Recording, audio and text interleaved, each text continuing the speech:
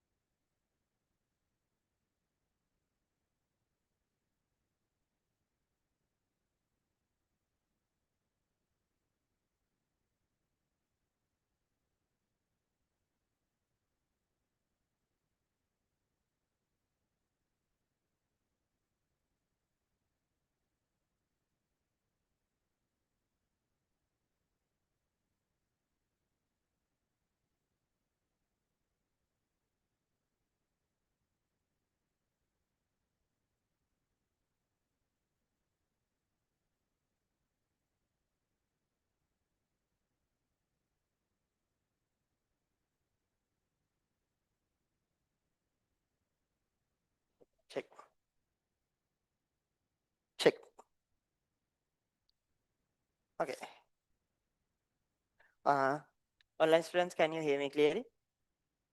Online students, can you hear me clearly? Please confirm with the message.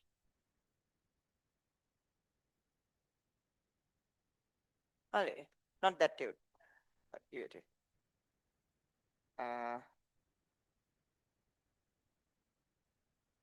What I know?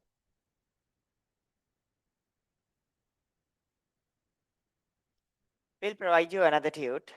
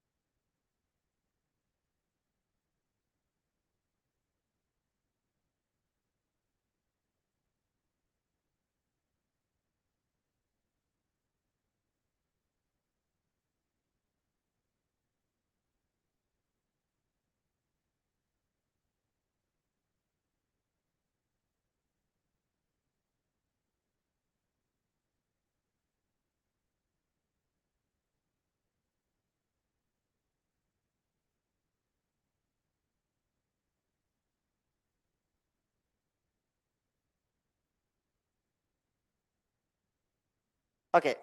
So tutes will be distributed within like 5 minutes. There's a small issue with the tute. We had to do a change in the tute. So it's been done by now. So the thing is, for now, our people will distribute you a small tute, like maybe the first 10 pages to go through the content for today. First 10-15 tutes will be distributed for today, and the main tute will be given next week. Okay, the main tute will be given next week because we had to do a small change in the tute. So tutes are being printed again now. So I just asked for the first few pages to be distributed so that we can continue the class for today. So that is the plan with the tute for today, and sorry for that. So let's start the lesson. So to remind you what is happening now, yesterday we started magnetics for Sinhala and English medium class. Today morning you have current electricity English medium. Wednesday morning online you have current electricity Sinhala medium. And by next week evening, today the class will end at 1:30. Today the class will end at 1:30. And from next week, again you have the class, another class from 2 to 5:30. 2 to 5:30, magnetic fields English medium. Magnetic fields English medium. So actually you have two options, okay? You have two options for magnetic fields. If it's either Monday evening or Sunday morning. For current electricity, it's Monday morning or Wednesday morning. Okay, that is the plan. Yes, I know there are a few issues with like Sinhala medium students and English medium students, but anyways, 90% of the people in our class can understand both languages, so I don't see much of an issue, especially for current electricity because it's not a big deal, like doesn't have a lot of language involved there. It's just like a bunch of calculations, okay? So even though you are a Sinhala medium student or an English medium student, you'll be able to handle both languages. So the final conclusion is you have two options, okay? You have to have two options to join with. For magnetic fields, it's from next week, Monday evening or Sunday morning. For current electricity, it's Monday morning or Wednesday morning. So for the people who like, they can stay for the whole day for the class. Monday morning current electricity, Monday evening magnetics, then done. Okay, clear? So that is the plan. So let's start with the lesson. So for new students, like, yeah, just if you need the previous recordings or anything like that, just let us know. We'll provide you the tunes. And if you like, you can join the Sunday morning class too. There we are explaining in both Sinhala and English medium. And the counts, like this is a much smaller class, and the Sunday morning class has, I think, more than 100 students physically. So like join whatever the class you like, okay? Just two lessons are being done these days parallelly. Sometimes it may be 3 lessons, maybe by next week. The reason is I always mention the same thing. Okay, I always mention the same thing. We are we have the we are capable of doing. We should be able to do few lessons these days because you don't have to go to the school, so that time can be compensated here. But at the end of the day, within 2 months, we have to finish the syllabus because after that, you may have to face a lot of work because you have to go to school every day. Okay, so current electricity. Tubes will be distributed within 5 minutes. I'll explain everything and how to follow the class. Other class plans. Again, I'll give some questions and I'll explain things again because some students are joining now. Some students are joining now online too. So I'll do the same explanation again. But let's start with the lesson for now. So you don't have to write anything, but let's try to create a small short note throughout the class, okay? So usually in our main tute, we'll distribute to the tute. Usually in our main tute, everything is included. So usually you don't have to write anything, but this time what you should do is, I mentioned this in the yesterday's class too. We have to make sure that the current electricity lesson is not a big burden, because when few lessons are going parallelly, if you have to do a lot of work at home for all the lessons, it's a lot of work, okay? Then it's a lot of work. Then you have to do current electricity at home, magnetics at home. So current electricity, we should finish here. We are going to do the questions here, past papers here, do the discussions here. At the same time, we should try creating a short note here, okay? We should try creating a short note here, okay? Then it's much easy, okay? Then it's much easy. So throughout the lesson, try to create your own short note, but I'll give some instructions too, okay? Okay. So throughout within this time, within these 5 hours, try to finish everything, okay? Within these 5 hours, try to finish everything because you have another lesson going on, okay? You have another lesson going on, magnetics. So you can't do few lessons at home, right? So try to finish everything here. Focus properly here and try to understand everything here. Try to create your short note here. Try to do everything here, okay? So talking about current, okay? Talking about current, before talking about current, if we talk about material, okay? If we talk about material, there are a few types of materials: conductors, insulators, and semiconductors. Um, conductors, සන්නායක. Conductors support you with a current. සන්නායක වලින් ධාරාවක් ගෙනියන්න දෙනවා. That means conductors. What is the property of conductors? They have free electrons. They have a bunch of free electrons. They have a bunch of free electrons. ඒගොල්ලෝ ගාව නිදහස් ඉලෙක්ට්‍රෝන ගොඩක් තියෙනවා. They have a bunch of free electrons that help you with the current. This is a conductor, සන්නායකයක්. Then insulators, they have electrons, but they are not free. They are in bonds. බන්ධන හදාගෙන ඉන්නේ ඉලෙක්ට්‍රෝන. සන්නායක නොවන එක්කෙනෙක්ගේ ඉලෙක්ට්‍රෝන බන්ධන හදාගෙන ඉන්නේ. They are not free to move. Clear? They are not free to move. Clear? So they we called insulators. සන්නායක ද්‍රව්‍ය. Clear? Then there's a type of mix here, a mixed type, which we call semiconductors. Semiconductors I'll explain properly later in the electronics lesson, okay? Directly after current electricity lesson, we are gonna start electronics the same time here. So in electronics, I'll explain what is a semiconductor, because electronic industry is definitely semiconductor industry, right? So electronics means semiconductors. So semiconductors we'll learn properly later. But just keep in your mind, semiconductors are materials that hold both properties of an insulator and a conductor. අර්ධ සන්නායකයක් කියන්නේ සාමාන්‍යයෙන් සන්නායකයක ගුණයි කුසන්නායකයක ගුණයි දෙකේ mix එකක් තියෙන කෙනෙක්. තේරුණාද? Clear? Okay. So next, so just make your own short note, okay? Start creating your own short note. Otherwise, you are not like using your brain when I'm explaining. So for 5 hours, it would be a lot of trouble, okay?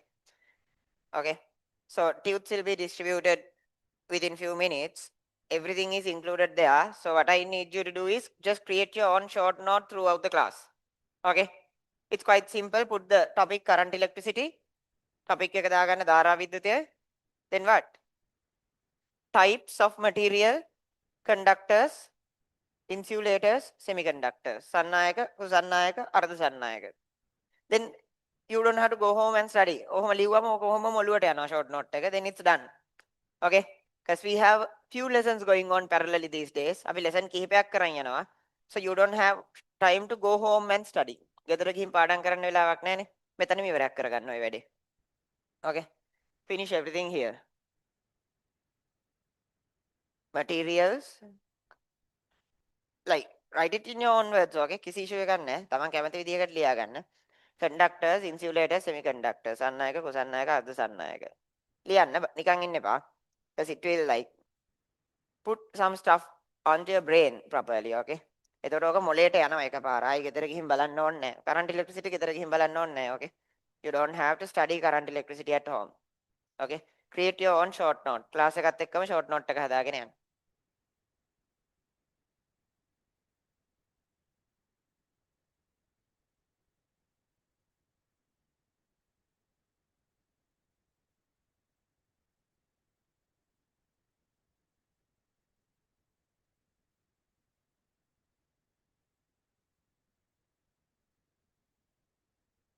Okay. Then uh, if we move forward, okay? If we move forward, now this is the current electricity lesson. We have already finished static electricity. Static electricity means charges that does not move. ගමන් කරන්නේ නැති ආරෝපණ තමයි සිත විද්‍යුතයට කතා කරේ. Here it's charge that move. ගමන් කරන ආරෝපණ. So the definition of current is delta Q over delta T. Delta Q over delta T. ආරෝපණ ගලා යාමේ ශීඝ්‍රතාවය, rate of charge flow. Clear? Rate of charge flow. How fast does the current flow? Clear? How fast does the current flow? You keep looking at a certain cross sectional area. යම් කිසි හරස්කඩ වර්ගඵලයක් දිහා බලන් ඉන්නවා. How much of a charge goes through that area with per second? තප්පරයක් ඇතුළත අපි මේ බලන් ඉන්න හරස්කඩක් කරා කොච්චර ආරෝපණ යනවාද? Clear? Next. So current is definitely a scalar. ධාරාව කියන්නේ අදිශයක්. Current is definitely a scalar. Someone can think, okay, when current goes in this direction, it's positive current. Current goes in this direction, we can call it a negative current. It has a proper direction. So why can't we consider it as a, why can't we consider this as a vector? ඇයි මේක දෛශිකයක් විදියට සලකන්න බැරි? Why can't we consider current as a vector? ඇයි ධාරාව දෛශිකයක් විදියට සලකන්න බැරි? What is the reason? Like everything that has a direction and a magnitude is not a vector. Okay? දිශාවක් සහ විශාලත්වයක් තියෙන හැමෝම දෛශික නෙමෙයි. Everything that has a direction and a magnitude is not a vector. To be a vector, they should follow some other rules too. Things like following vector addition laws. ඒගොල්ලෝ දෛශික ආකලන නියම වගේ ඒවා පිළිපදින්න ඕනේ. Clear? They should follow things like vector addition laws. Clear? ඒගොල්ලෝ දෛශික ආකලන නියම පිළිපදින්න ඕනේ. That means if you have 5 newtons in this direction, මේ පැත්තට newton 5ක් තියෙනවා නම්, if you have 4 newtons in this direction, the resultant will be in this direction, right? Vector triangular law. දෛශික ත්‍රිකෝණ නියමය. Vector triangular law. Clear? But okay, but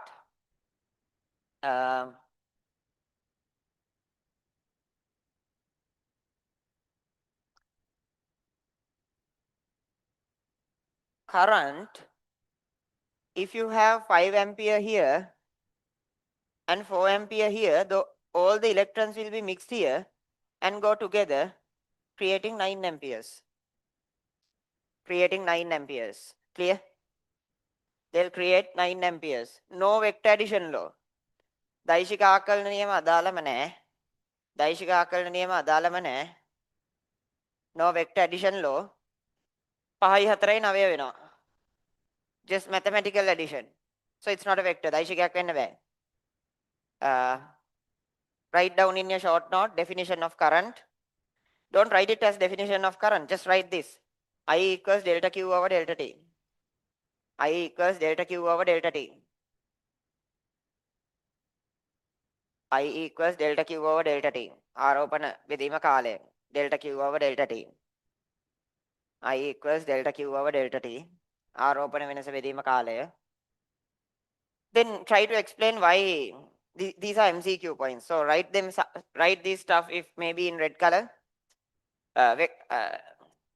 Just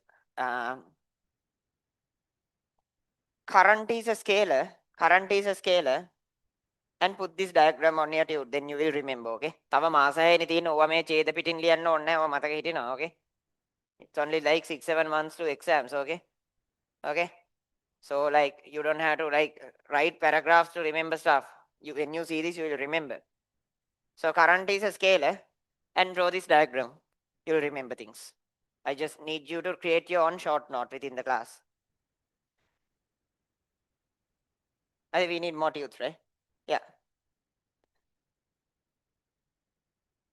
So talking about the tubes, again, I think we need few more tubes.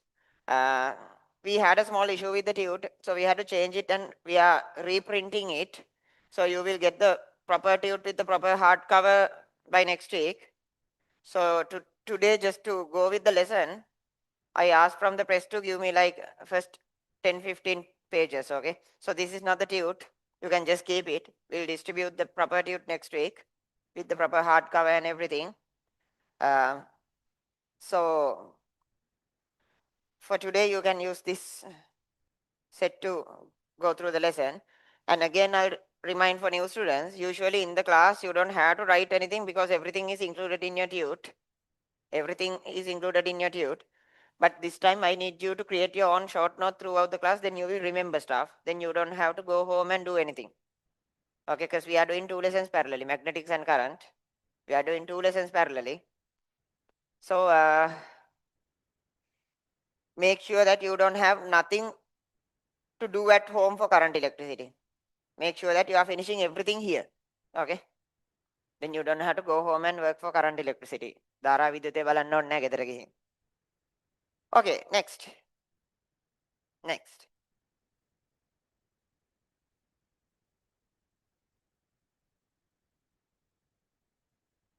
So what creates a current? කවුද ධාරාවක් හදන්නේ? What creates a current? A current is created by a potential difference. A current is created by a potential difference. විභවාන්තරයක් ඕනේ. That means water flows due to gravitational potential difference. වතුර ගලන්නේ ගුරුත්වාකර්ෂණ විභව ශක්තිය හින්දානේ. Okay? From a higher gravitational potential to lower gravitational potential. Clear? වැඩි ගුරුත්වාකර්ෂණයක සිට අඩු ගුරුත්වාකර්ෂණයකට ගලන්නේ නේ. From a higher gravity to lower gravity. So these electrons will not move freely. They don't have a requirement as such. නිකන් හේතුවක් නැතුව යන්න ඕනේ නැහැ. So we should provide an electrical potential difference. We should provide an electrical potential difference to them. Okay? අපි ඒගොල්ලන්ට විද්‍යුත් විභවාන්තරයක් දෙන්න ඕනේ. Clear? We should provide a electrical potential difference to them to make sure that they move. Clear? That is usually provided using batteries. Battery එකකින් ගන්න විද්‍යුත් විභවාන්තරයක් දෙන එක. Clear? Then only electrons move. Okay? So talking about current, we need some better equations to understand current. Okay? We need some better equations to understand current. So in that case, there are 2 terms. There are 2 terms that we should know about current. One is mean drift velocity. One is mean drift velocity. මධ්‍යන්න ප්ලාවිත ප්‍රවේගය, mean drift velocity. And the other one is free carrier charge density. නිදහස් ආරෝපණ වාහක ඝනත්වය. These two helps us in understanding current and in creating equations for current, okay? These two helps us in understanding current and creating equations for current, okay? That means this is the velocity of electrons. Velocity of electrons. That means velocity of electrons are not stable. When you provide a potential difference to a conductor, සන්නායකයකට විභවාන්තරයක් දුන්නම electrons try to move. This path is not a very nice path. Why? There's nucleus here and there. Not here and there, actually everywhere. Okay? හැම තැනම නැස්ටීන් තියෙනවානේ. There's nuclei everywhere. Now what happens? Collisions happens.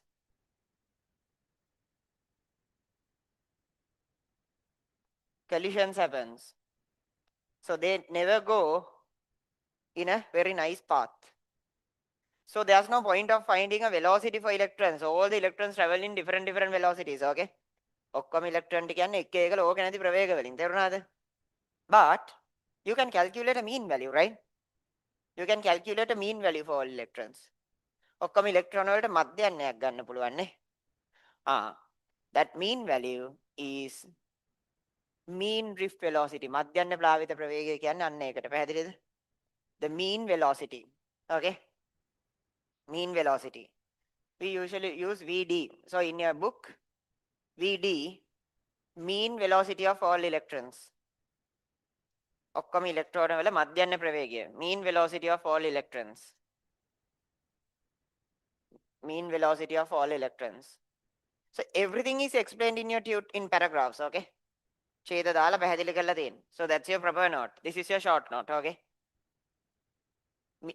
VD, mean velocity of electrons. ඉලෙක්ට්‍රෝන වල මධ්‍යන්න ප්‍රවේගය.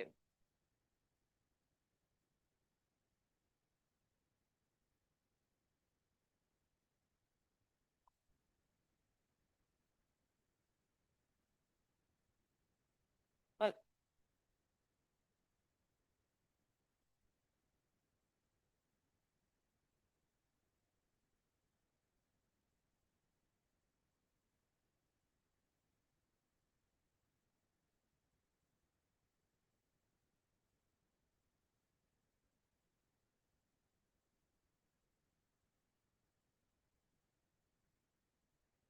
okay.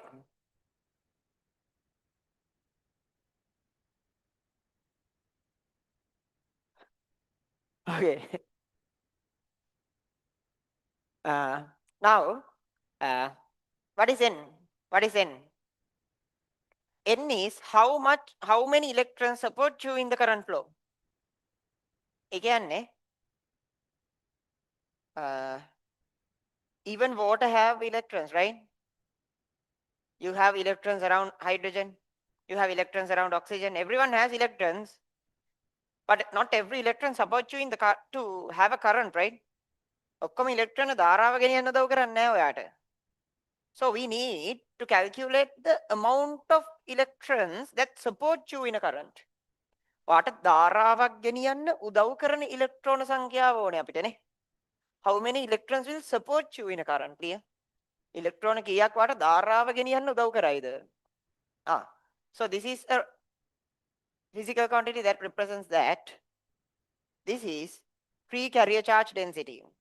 That means how many like we can call it amount of free charge contained in a unit volume. Write down. ඒකක පරිමාවක තියෙන ආරෝපණ සංඛ්‍යාව. නිදහස් ආරෝපණ සංඛ්‍යාව. ඒකක පරිමාවක තියෙන නිදහස් ආරෝපණ සංඛ්‍යාව. Amount of free charge per unit volume. Only these people will support you in the current, okay? There are other electrons that does not support you. Only these people will support you, okay? Amount of free charge per unit volume. ඒකක පරිමාවක තියෙන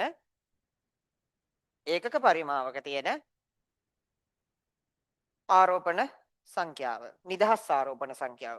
Free. You write the term free. නිදහස් කියන වචන අනිවාර්යෙන් ලියවෙන්න ඕනේ.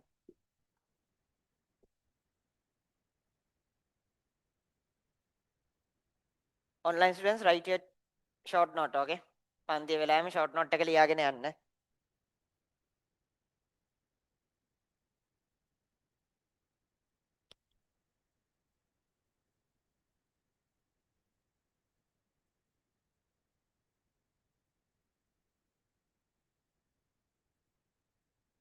So we'll put the tute to YouTube live students too.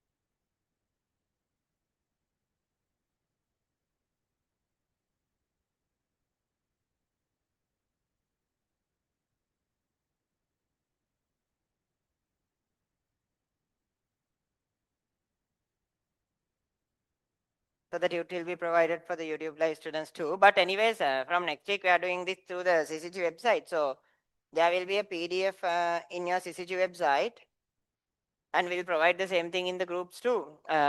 What I need you to do is fill that properly so that we can send you the tutes, okay? අපිට tutes ටික deliver කරන්න පුළුවන් online ළමයින්ට. So fill that will be available in groups and the Sysygy website. Fill that so that we can deliver you the tutes, okay?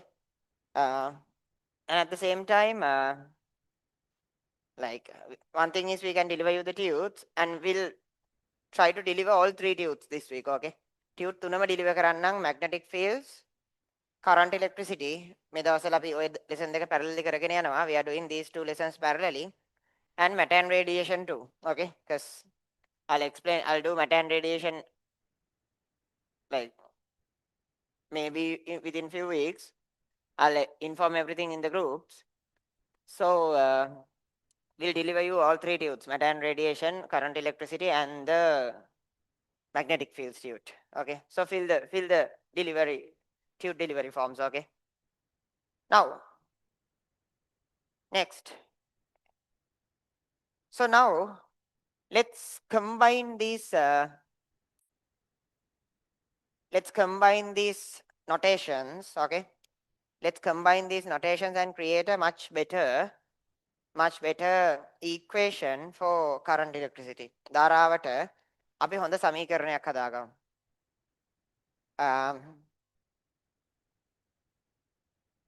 That is, we can call something like this. Now you take a unit volume.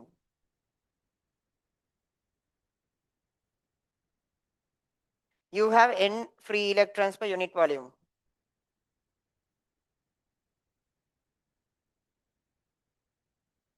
Then if the area of the conductor is A,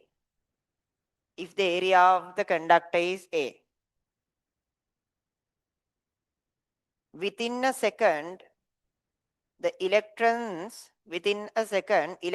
will move a distance of Vd, right? That is the velocity. That means what is the distance per second? Clear? So within a second, electrons will move a distance of Vd. Okay? Because that is the velocity. මධ්‍යන්න ප්ලාවිත ප්‍රවේගයට සමාන දුරක් නේ තප්පරයක තියන්නේ නේ.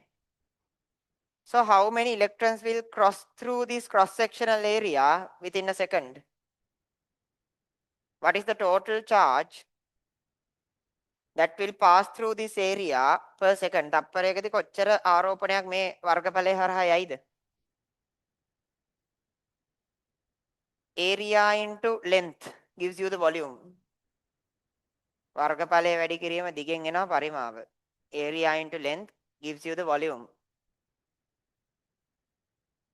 Then how many free electrons per unit volume? N. So to get the total number of electrons, you multiply the volume by n. Then you get the amount of electrons. Clear? එතකොට එනවා ගිය මුළු ඉලෙක්ට්‍රෝන සංඛ්‍යාවනේ. පරිමාව වැඩි කිරීම ආරෝපණ ඝනත්වය. Clear? Then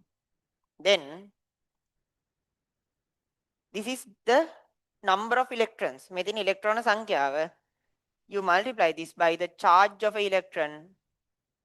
Electron එක ආරෝපණයෙන් ගුණ කරනවා, which gives you the total charge.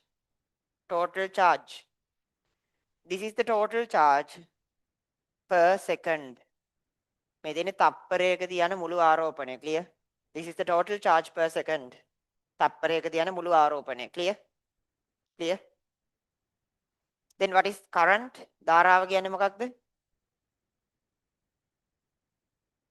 What is current? Charge over time. That means A VD NE divided by 1 second. We did the calculation per second, right? තප්පරයකටනේ calculation එක කරේනේ. Then you get this one, N A V D E.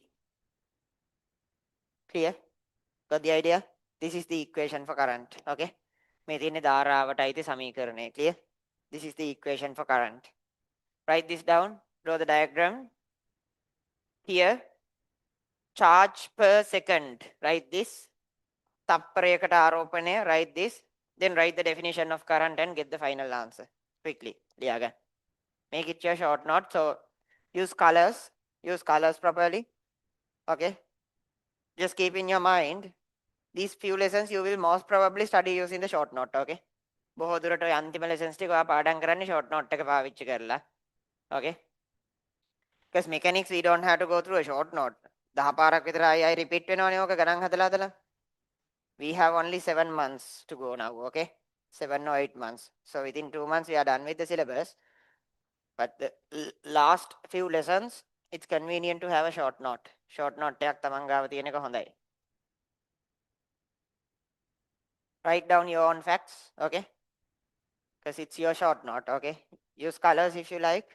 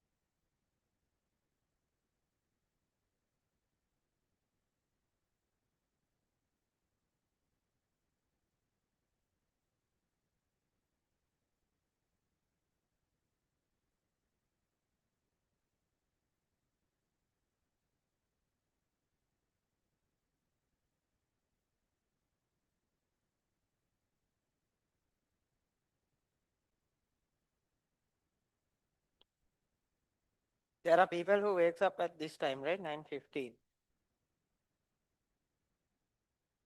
Okay.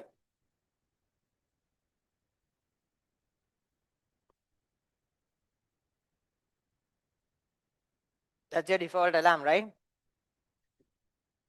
So what the hell you are doing at 9:15? Okay. Next. So this is a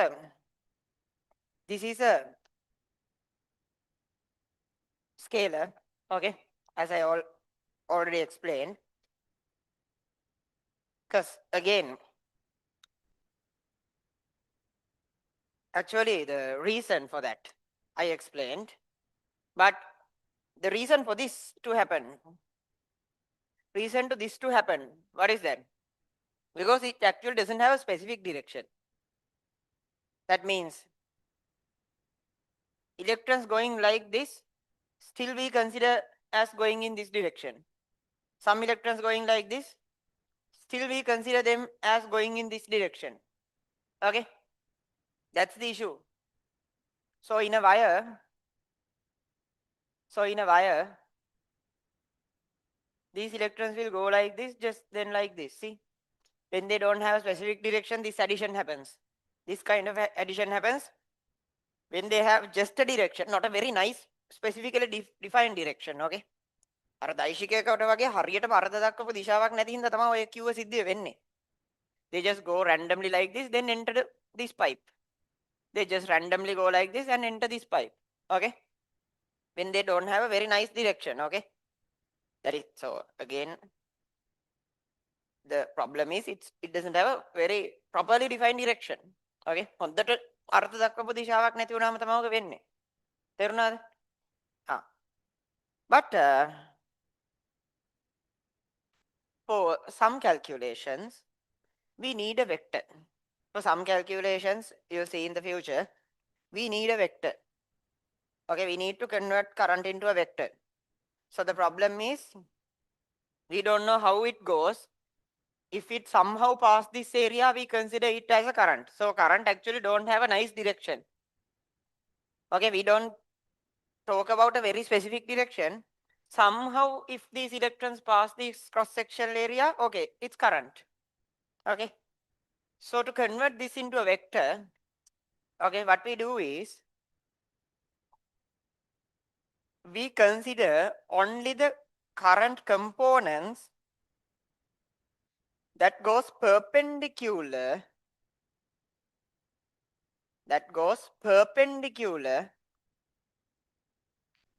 to this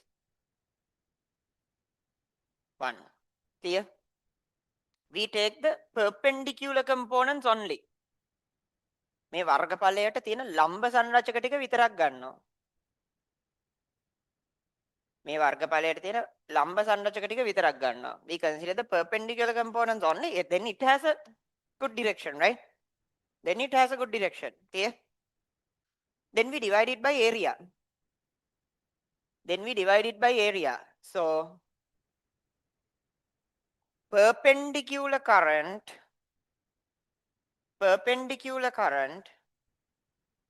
divided by area, we call that the current density. And this is a vector. Okay, this is a vector. Clear? In certain calculations, we need to convert this into a vector. You'll see why do we need that. So we need to create a vector quantity using current. So what we do is we get the perpendicular current and divide it by area. Clear? ලම්බක ඇතුල් වෙන ධාරාවරන් ඒක වර්ගඵලයෙන් බෙදනවා. ඒකට අපි කියනවා ධාරා ඝනත්වය කියලා. Current density. This is a vector. Write this down. Put this diagram. Write this down and write this is a vector. Current density. ධාරා ඝනත්වය. Feel free to write your own stuff. I'm just giving you the baseline.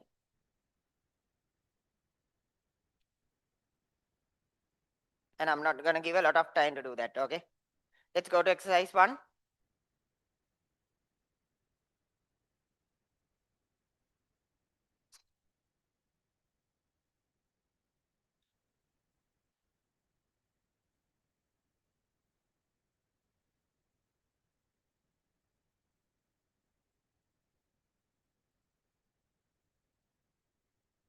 Or else, let's do a bit more theory and move to exercise 1. Because I think some students didn't get the tute set, right?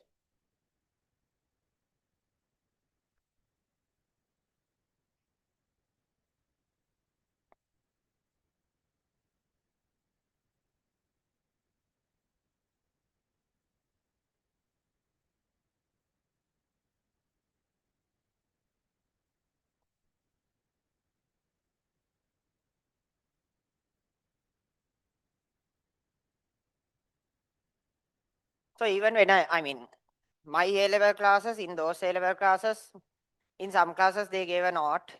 Some classes they didn't. So even in the classes that they gave a proper note, I never wrote the note. I just created my own short note and I just got a printout from a person who write a nice note. So it's much convenient, okay? Anyways, you write long paragraphs you never read, right?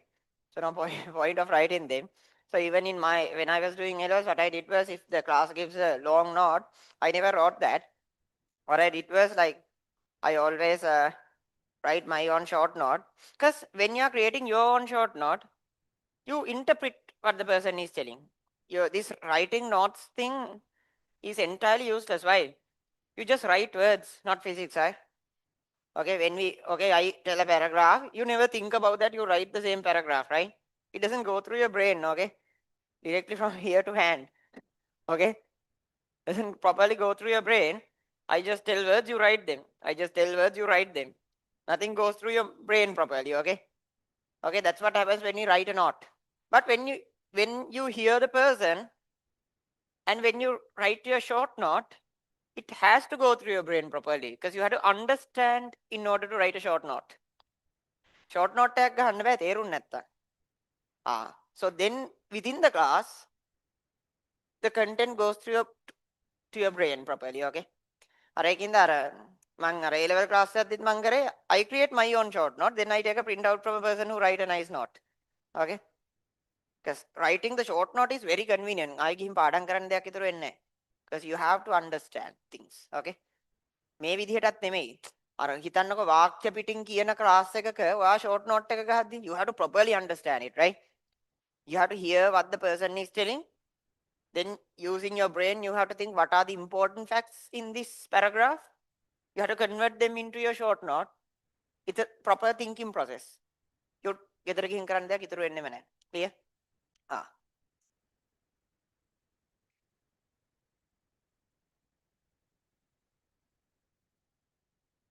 We should have done this for the heat lesson actually. තාපේ පාඩමට කරන්න තිබ්බා. It's a long lesson. We should have done this for the heat lesson. But I had only 2 hours to do the heat lesson, so it's not wasn't a convenient way. That's why I decided to do current electricity for 5 hours. Okay? ඒකයි ධාරා විද්‍යුතය පැය 5ක් කරමු කියලා decide කරේ. Okay? Heat වල ඕක කරන්න බෑනේ. I had only 2 hours. Then we'll be doing heat lesson for like 5 months. Okay? And heat lesson recordings are available in the group. Heat recordings ටික ඔක්කොම group එකට දැම්මා. If you didn't follow them, you have like 3-4 weeks. I'll allow you to go through the recordings and finish them, okay? If you didn't watch the live class or if you didn't join physically, now you have the recordings in the group, okay? Ohm's law, a very popular thing, right? Ohm niyame අහලා තියෙනවන්නේ. What is Ohm's law?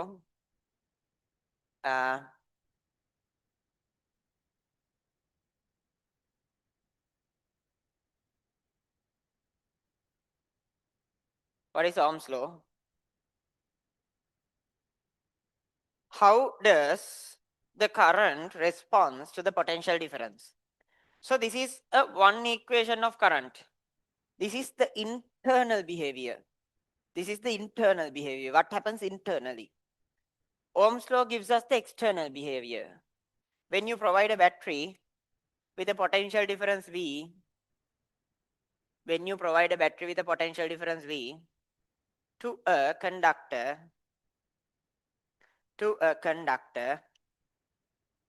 what happens in that? Clear? එයාගේ ඇතුලේ මොකක්ද වෙන්නේ? What happens in that? Okay? So given a potential difference of V, they found that this potential difference is proportional to the current. Higher the potential difference, higher the current. They found this.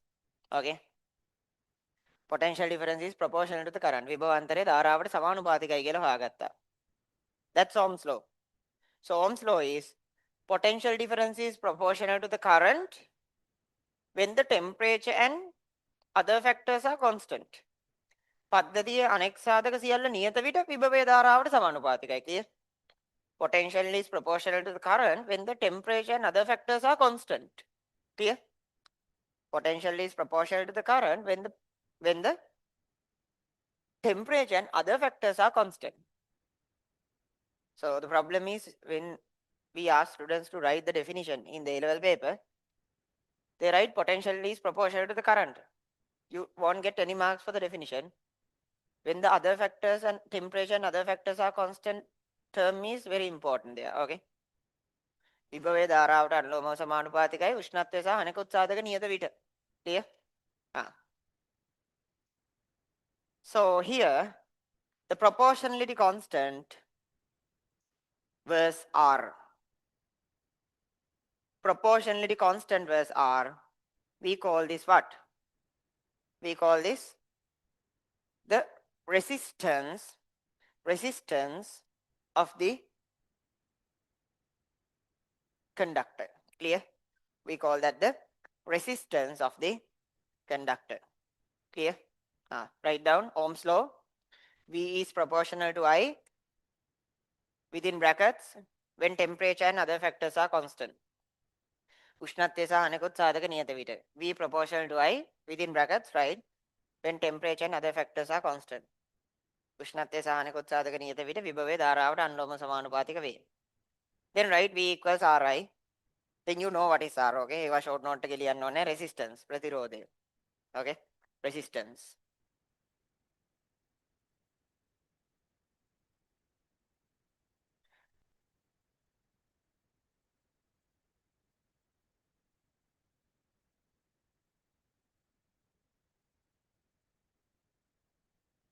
Resistance. This is resistance ප්‍රතිරෝධය. That means how much of a disturbance there are from the medium to the current. මාධ්‍යයෙන් ධාරාවට කොච්චර කරදර කරනවද බාධා කරනවද. That is resistance. Okay. How much of a disturbance is there on the current from the medium. Clear? Then like so the VI graph for this guy would be, I will draw the IV graph. For an ohmic conductor, it's like this. Okay, nice proportionality. ලස්සන සමානුපාතිකත්වයක් තියෙනවා V සහ I අතර. තේරුණාද? There's a nice proportionality between V and I. Clear? There's a nice proportionality between V and I. But the thing is, not every metal or not every conductor behaves like this. Okay, so conductors are not ohmic. Okay, සියලු සන්නායක ohmic සන්නායක නෙමෙයි. There are some conductors that are ohmic and some conductors that are not ohmic. Okay, ohmic සන්නායක තියෙනවා නැති ඒවා තියෙනවා. For an example, a filament bulb. Okay, a filament bulb. For a filament bulb,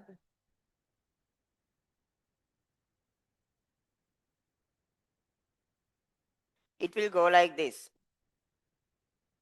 It will go like this. This is not ohmic. මේක ohmic සන්නායකයක් නෙමෙයි. Why? You know what is the reason for the filament bulb to behave like this? ඇයි bulb එක මෙහෙම හැසිරෙන්නේ? Its temperature goes extremely high, right? අතිශයින්ම වැඩි වෙනව නේද? උෂ්ණත්වය. That's the whole point of a filament bulb, right? Okay? That's the whole point of a filament bulb. Filament bulb එකේ ඒකනේ වෙන්නේ නේ. Okay? Temperature goes up. උෂ්ණත්වය යනවා උඩනේ. Then it emits a light. So this is not ohmic because the temperature changes. See? උෂ්ණත්වය වෙනස් වෙච්ච එක ohmic බව නැති වෙනවා. Then there are junction diodes. The diodes would look like this. Very different behaviors. Very different behaviors. Okay? Just few examples. So අහන්නේ උදාහරණ ලියන්න කියලා එහෙම ලියන්න කියන්නේ නැහැ. Okay? Just draw this graph. මේ graph එක විතරක් short note එකේ දාගන්න. If you like, write this and not ohmic. Ohmic නැහැ. So conductors are not ohmic. All conductors does not follow Ohm's law. There are conductors that follows Ohm's law. We call that them ohmic conductors. Clear? ඒවට අපි කියන ohmic සන්නායක කියලා. පැහැදිලිද?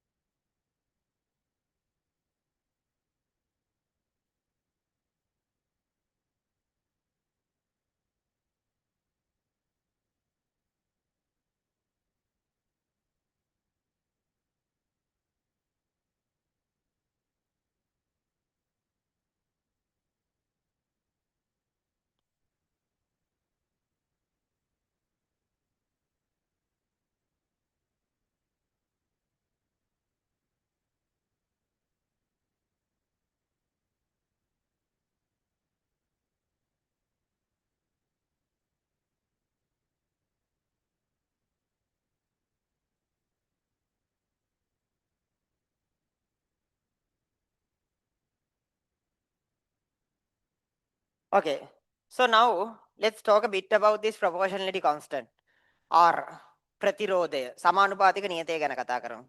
ප්‍රතිරෝධය. Let's talk a bit about the proportionality constant.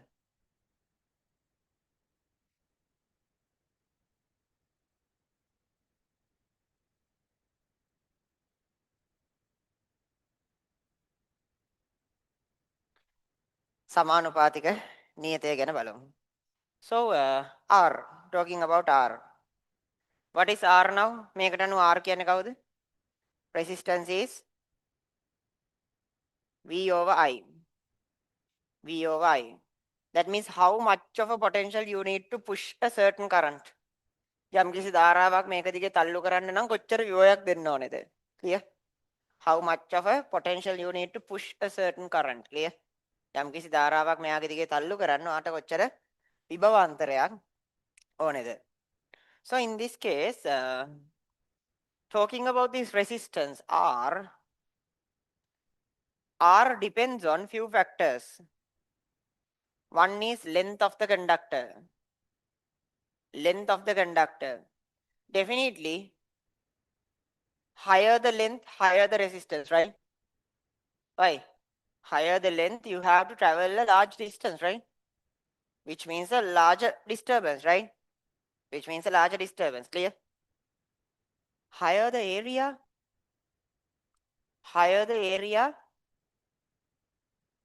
lower the resistance. Why? When the area is high, you can easily travel through gaps, right? වර්ගඵලය ලොකු වුණාම gaps ඇතුලෙන් යන්න ලේසියිනේ. So higher the area, lower the resistance. වර්ගඵලය වැඩි වෙන ප්‍රතිරෝධය අඩු වෙන්න ඕනේ නේ.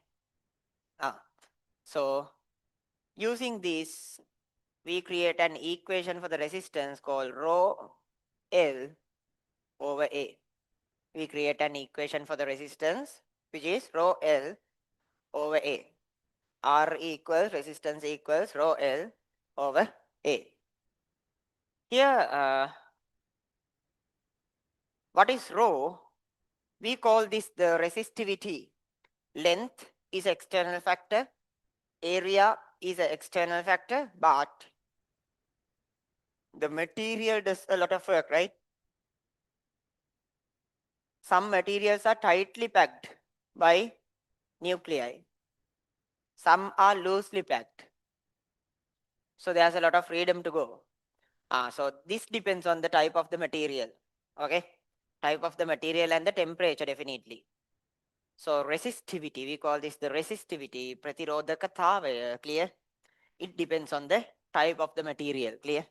It depends on the type of the material. So in this case, okay. So this is the equation. This is the equation for resistance. R equals rho L over A. R equals rho L over A. Write this down. Write this down and mention rho as resistivity. Mention rho as resistivity. Rho කියන්නේ ප්‍රතිරෝධකතාවය. Rho means resistivity, ප්‍රතිරෝධකතාවය.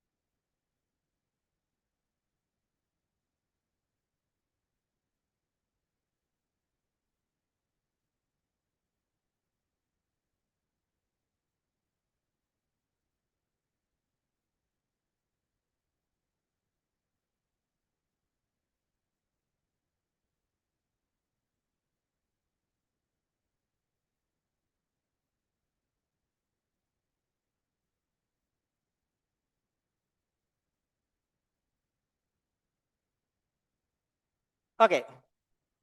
So pay attention. So now There are a few other notations that we should know. There are a few other notations that we should know, not because they are important, okay? Not because they are important, but you will see these. You will see these in questions, okay? Sometimes without giving the resistance, they will give you the conductance. So properly remember, conductance, S means 1 over R, okay? Sometimes without giving the resistivity, they will give you conductivity. Conductivity means 1 over resistivity. Okay, right? Conductance, sannayakatavaya, sorry, sannayanatavaya, conductance is 1 over R, is 1 over R, sannayanatavaya, sannayanatavaya, 1 over R. This is conductivity. This is conductance, sannayanatavaya. This is conductivity. Conductivity, which means 1 over resistivity. Clear? Which means 1 over resistivity.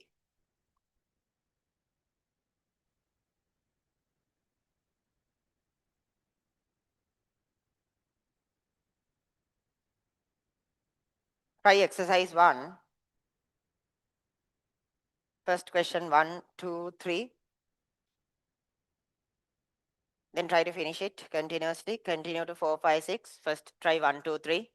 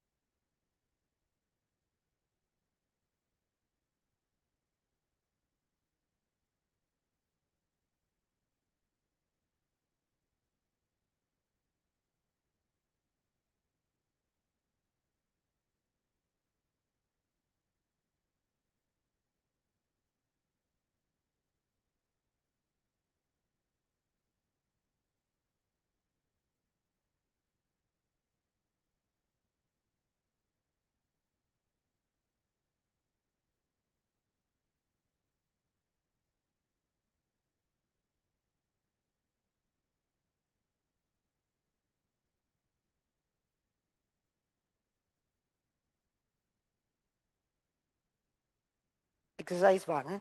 Water flows through a pipe with a velocity of 450. Calculate the electric current flowing through the tube due to the electrons present in the water. The charge of an electron is 1.6 10 to the power minus 19 coulomb. Avogadro number 6 into 10 to the power 23. The density of water 1000. Each water atom has one free electron and the relative molecular mass of water is 18. Okay, so IT people, sorry, I think it's much difficult for you guys to handle this, right? Chemistry people, this question is possible to do, right? Karana puluwan karane ne? Yeah, for I mean, don't worry IT people, because nowadays they don't give information in A level like relative molecular mass kind of stuff. They are not going to give that kind of information. ඒ ජාති information දැන් A level දෙන්න එක දුන්නත් කියනවා පැහැදිලිව what is relative molecular mass kind of stuff they should give. Okay, they should give. Okay, because now I think IIT students are increasing. I mean, the number of students who are doing IIT instead of chemistry is going extremely high. And I think the highest Z score last year was for Mora AI, not Mora to engineering.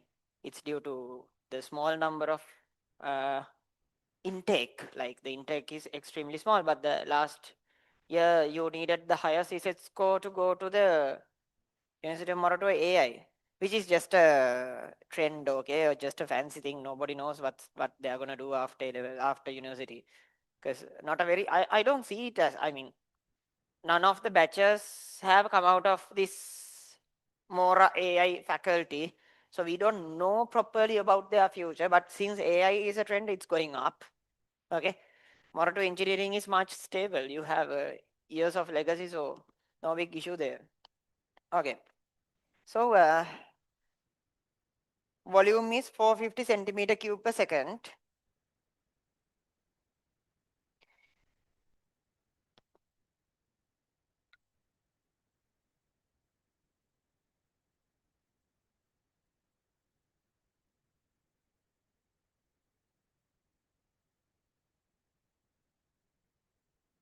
So density 1000 kilogram per meter cube. So let's do the calculation slowly, one by one. Let's do the calculation slowly, one by one. Exercise 1, question 1. So let's do the whole question per second. Okay. Let's do the whole question per second. Okay. Then it's much convenient, right? Then it's much convenient. So volume per second. What is the volume per second? It's 450 centimeter cube, right? It's 450 centimeter cube, right? Clear? Then what is the mass per second? What is the mass per second? You multiply 450 centimeter cube by density, 1000 kilogram per meter cube. So 450 centimeter cube in meter cube is 10 to the power minus 6. 10 to the power minus 6. Centimeter cube converted to meter cube, 450, 10 to the power minus 6. Then the density is 1000 kilogram per meter cube. 1000. 1000 kilogram per meter cube. Then we get 450 10 to the power minus 3. 450 10 to the power minus 3 kilograms.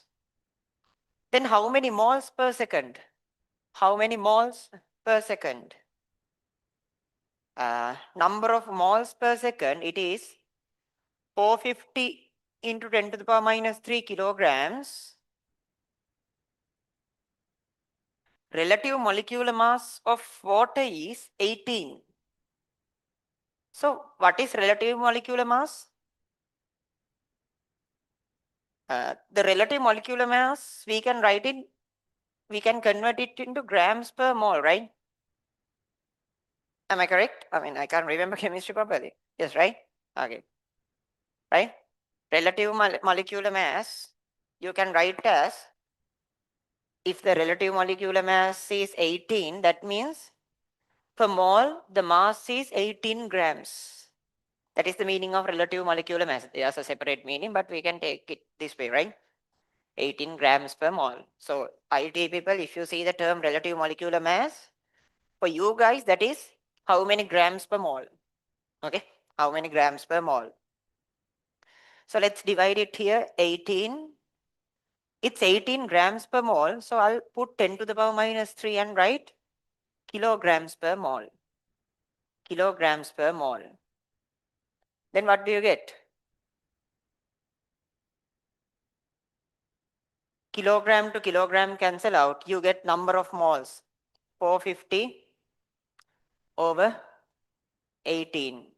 450 over 18 moles. 450 over 18 moles. Clear? Clear? This is the number of moles. Again, IT people, what is Avogadro number? Number of atoms per mole. Number of atoms per mole. How many particles is there per mole? Clear? I'm doing right? Chemistry paper, confirm? Yeah, good at chemistry, right? Okay. So, this is the number of moles. So, how many atoms? How many atoms? It is 450 over 18 of moles. This is the number of moles. You multiply this by the Avogadro number, which gives the number of particles per mole. What is the Avogadro number? 6 into 10 to the power 23. Avogadro number එකෙන් වැඩි කරාම අපිට එනවා තියෙන ඔක්කොම අංශු සංඛ්‍යාව. Clear? Now this is the number of free electrons. Why? One atom holds one free electron according to the question. එක atom එකක එක ඉලෙක්ට්‍රෝනයක් තියෙනවා කියලා කියන්නේ. One atom holds one free electron. So then actually this is the number of free electrons. So again the whole question is done per second. Now I have the number of electrons per second. What is current? Charge per second. මට ඕනේ තප්පරයට ආරෝපණනේ. So I have the number of electrons per second. I have number of electrons per second. I multiply this by the charge of an electron, which is 1.6 into 10 to the power minus 19. Which is 1.6 into 10 to the power minus 19. Which gives you the charge per second. Clear? Which gives you the charge per second. That means what? Current. Charge per second means current. Clear? තප්පරයට ආරෝපණ කියන්නේ ධාරාවනේ නේ. Charge per second means current.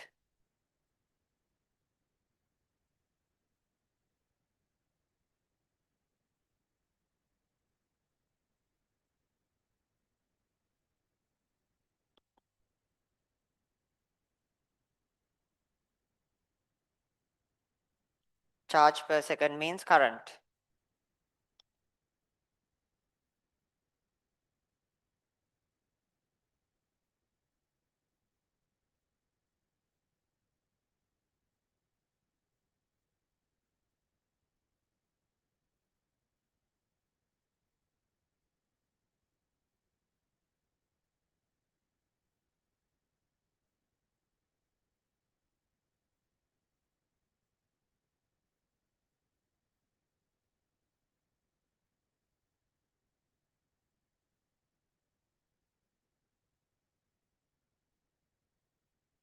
Clear? Got the idea? And the unit of current is ampere, okay? Unit of current is amperes. If you put everything in SI properly, you get amperes, okay? Got the idea? Just a simple calculation, okay? Definition එක හොයාගෙන යන්න. Okay? Move until you find the proper definition, okay? Definition එක හොයාගෙන යන්න අන්තිම උත්තරේ වෙනකන්. Question 2. Write this down.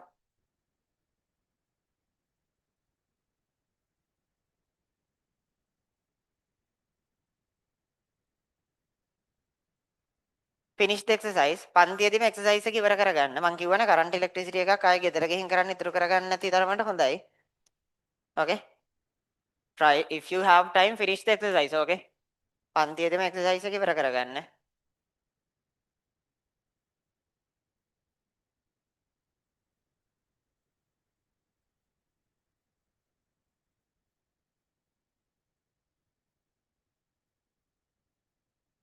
So these 2 months. So these 2 months gonna be like one of the like hardest weeks for you guys, okay? Because it's a lot of work, okay? It's a lot of work. 2 lessons going on. Sometimes it will be 3 lessons going on parallelly. But yeah, I'm gonna get rid of this burden within 2 months, okay? Then the next 6 months you can focus for other subjects, okay? Question two. Question two. Question two. What is the mean drift velocity when the current 1 ampere flows through the conductor of cross section 1 millimeter squared? So I equals NAVE. I equals NAVE.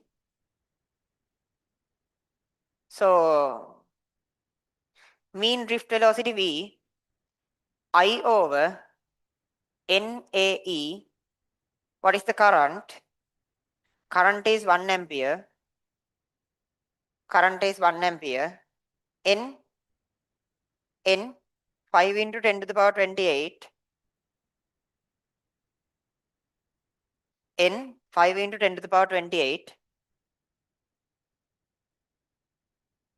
Area 1 millimeter squared. That means 1 into 10 to the power minus 6. 1 millimeter squared. E, charge of an electron, 1.6 into 10 to the power minus 19. 1.6 into 10 to the power minus 19. 1.6 into 10 to the power minus 19 coulombs. You solve this, you get the mean drift velocity in the standard unit, which is meters per second.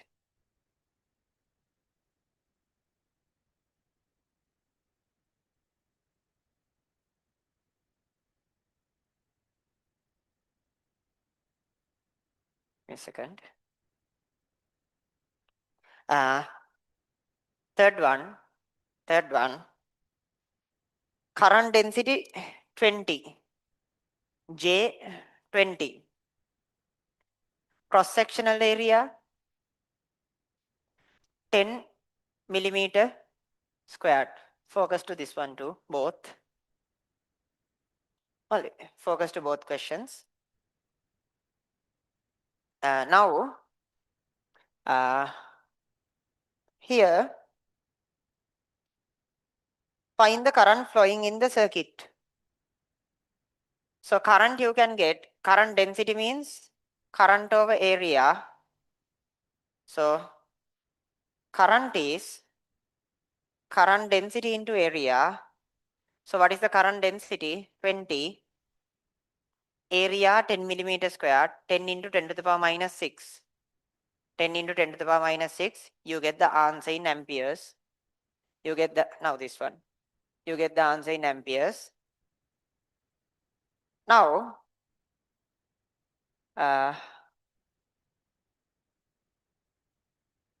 2.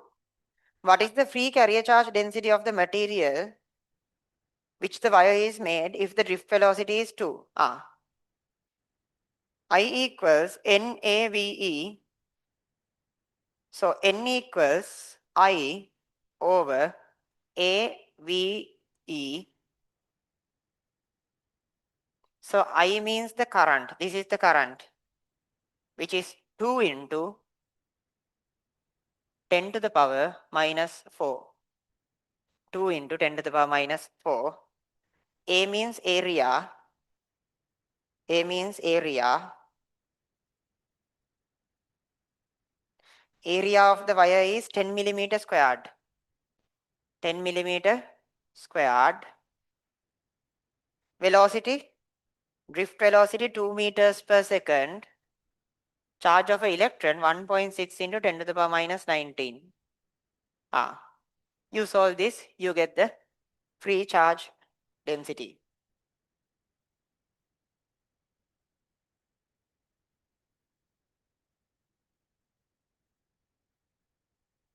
Try 5, 6, 7, 5, 6, 7 quickly.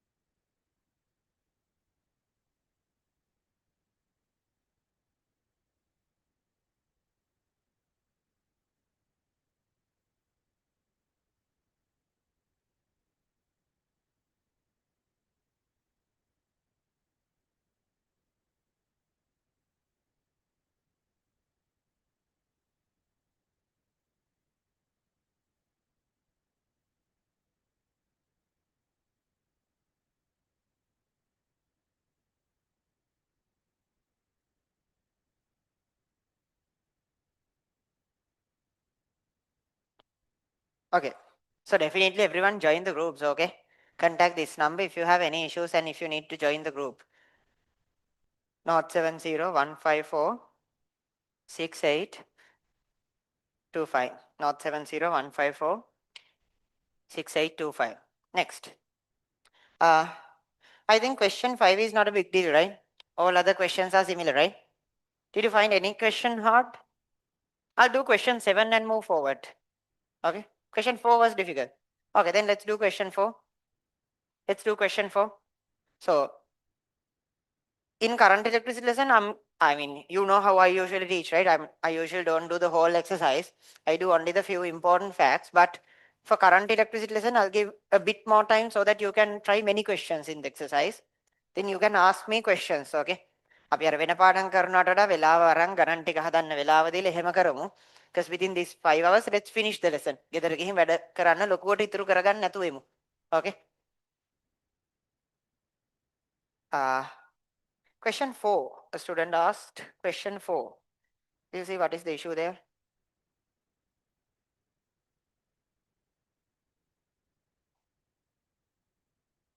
Question 4. හතර බලමු.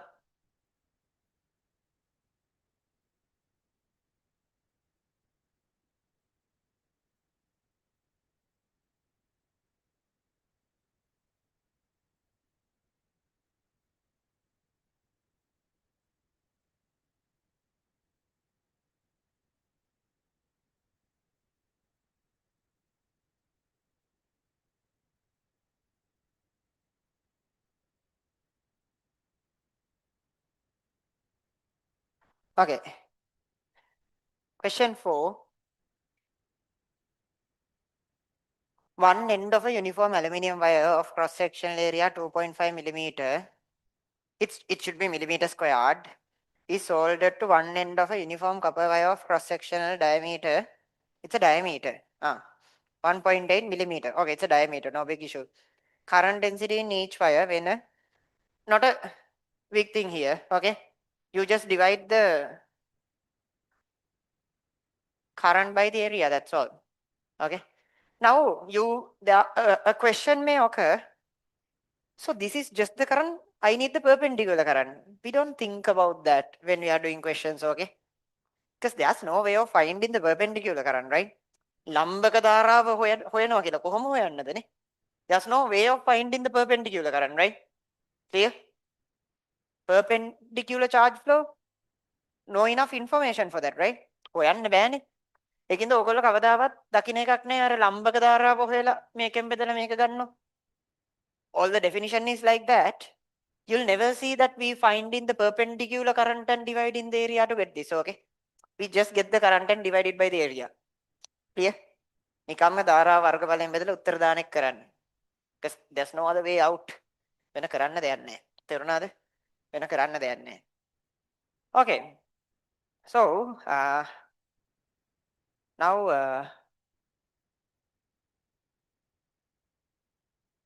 it's clear, right? කරන්න තියෙන්නේ මොකද්ද? In the first wire, current is 1.3 amperes. ධාරාව ampere 1.3යි. Area pi r squared. Pi r squared. R means diameter එක 2.5. So 2.5 into 10 to the power minus 3. R කියන්නේ ඕක දෙකෙන් බෙදුවා මෙන්න එක. That's all. Clear? So in the next one, same current. එකම ධාරාව ගමන් කරන්නේ. Area pi 1.8 into 10 to the power minus 3 over 2 squared. Clear? Current density. Current density means amperes per square meter. Clear? Question 7. Question 7.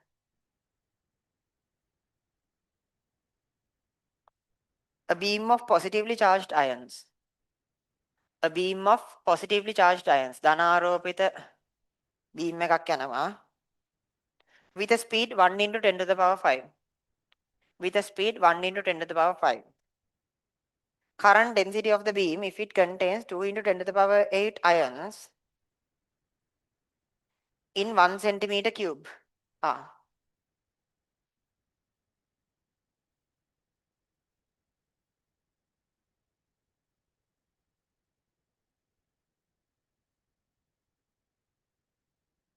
So this is the beam. This is the beam.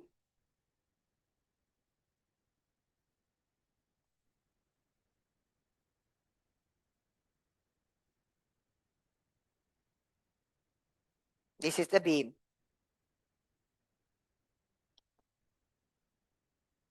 So if this is the beam, now again there's a problem. I think the charge isn't given, right? So in any issue like that, use the charge of a charge of an ion as charge of an electron, okay? Chemistry people would know this. One positive charge means in an atom is usually positive charge of an electron, right? That means if a beam is positively charged, if it is a positively charged ion, if the charge is +1, that means its charge is charge of a electron, right? So for IT, chemistry people know this, right? What is +1, what is +2, what is +3, you know that. For IT people, okay, if they call that they are positively charged ions, consider that the charge is charge of an electron, okay? ධන ආරෝපිත අයන කිව්වොත් එක්කෙනෙක්ගේ ආරෝපණය ඉලෙක්ට්‍රෝනයක ආරෝපණය කියලා සලකන්න. පැහැදිලිද? Consider that the charge is charge of an electron. Okay? When not given, okay? දුන්නේ නැත්තම්. So now they need us to find the current density. Current density.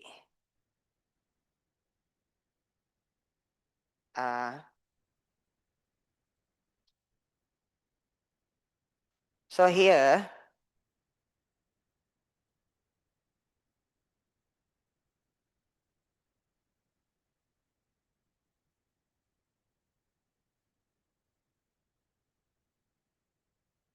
I'll do something like this.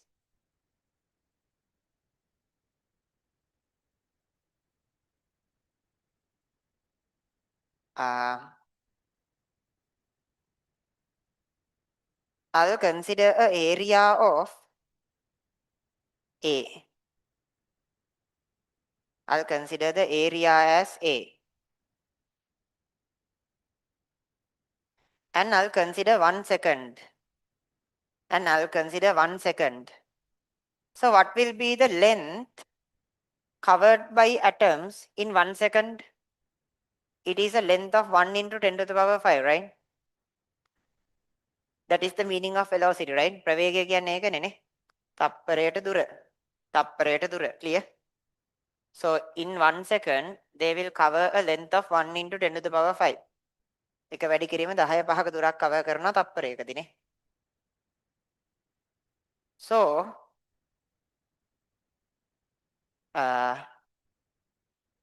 the volume of atoms per second තප්පරයකදී යන ආරෝපණවල පරිමාව volume of atoms per second is, this is volume,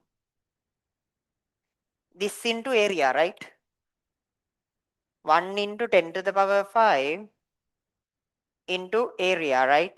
This is the volume of atoms. අංශුවල පරිමාව, clear? Then how many atoms or how many ions are included here? How many ions are included here? මෙතන අයන කීයක් තියෙනවද? You get the volume and multiply by density. It is 2 into 10 to the power 8 ions. It is 2 into 10 to the power 8 ions per 1 centimeter cube. ඝන සෙන්ටිමීටරයක අයන තියෙනවා දෙක වැඩි කිරීම 18ක්. Clear?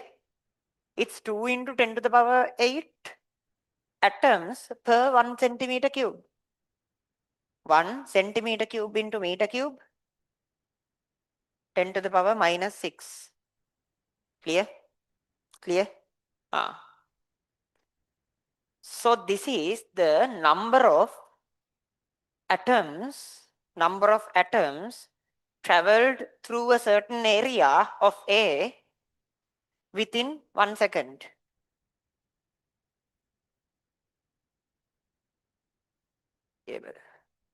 Okay. Focus here. Clear? Clear? So this is the number of atoms, okay? This is the number of atoms traveled through this area, okay? Number of atoms traveled through this area, clear? Within a second. Then I'll do this directly. What is current density? Current density is I over area. Current means I'll just break this into two parts.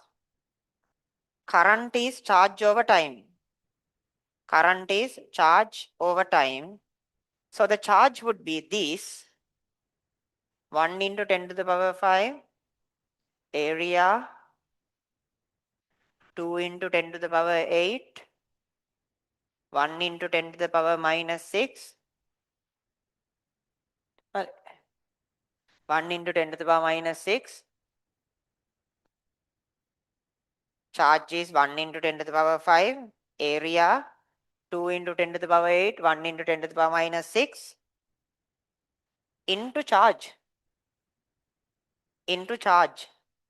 Charge is 1.6 into 10 to the power minus 19. 1.6 into 10 to the power minus 19. Charge of electron. Clear? Number of atoms. Anshugana. Charge of atom. You get the total charge. This is per 1 second, right? මේ තප්පරයටනේ ගාන හැදුවේ. We did the whole question per 1 second. මුළු ගානම හැදුවේ තප්පරයකටනේ. So now what is current density? What is current density?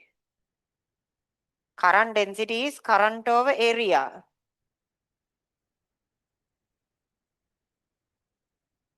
Clear?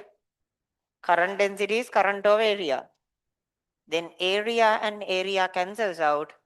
You solve this, you get the answer. Clear? You solve this, you get the answer. වර්ගඵලයට වර්ගඵලය කැපිලා යනවා. එතකොට උත්තරේ එනවානේ. පැහැදිලිද? Write this down. Keep it here.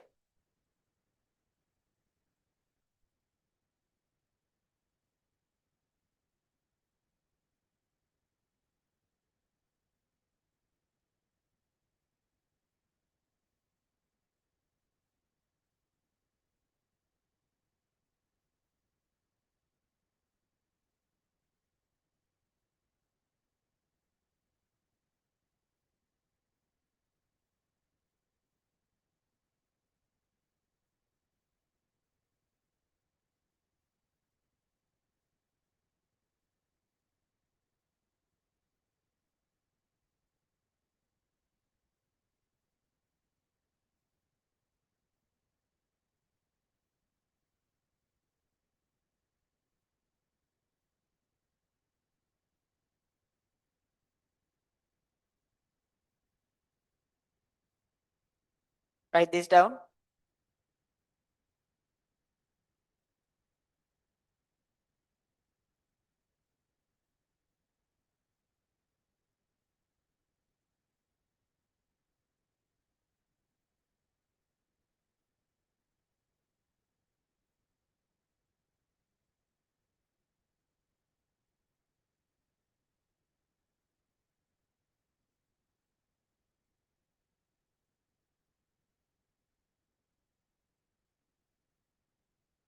Okay.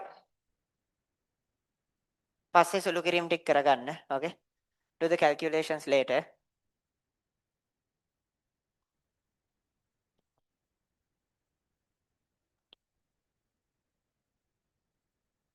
Next. Anyone still writing this? මේක ලියන කවුරු හරි ඉන්නවද? Anyone? All right. Done, right? Okay. So next.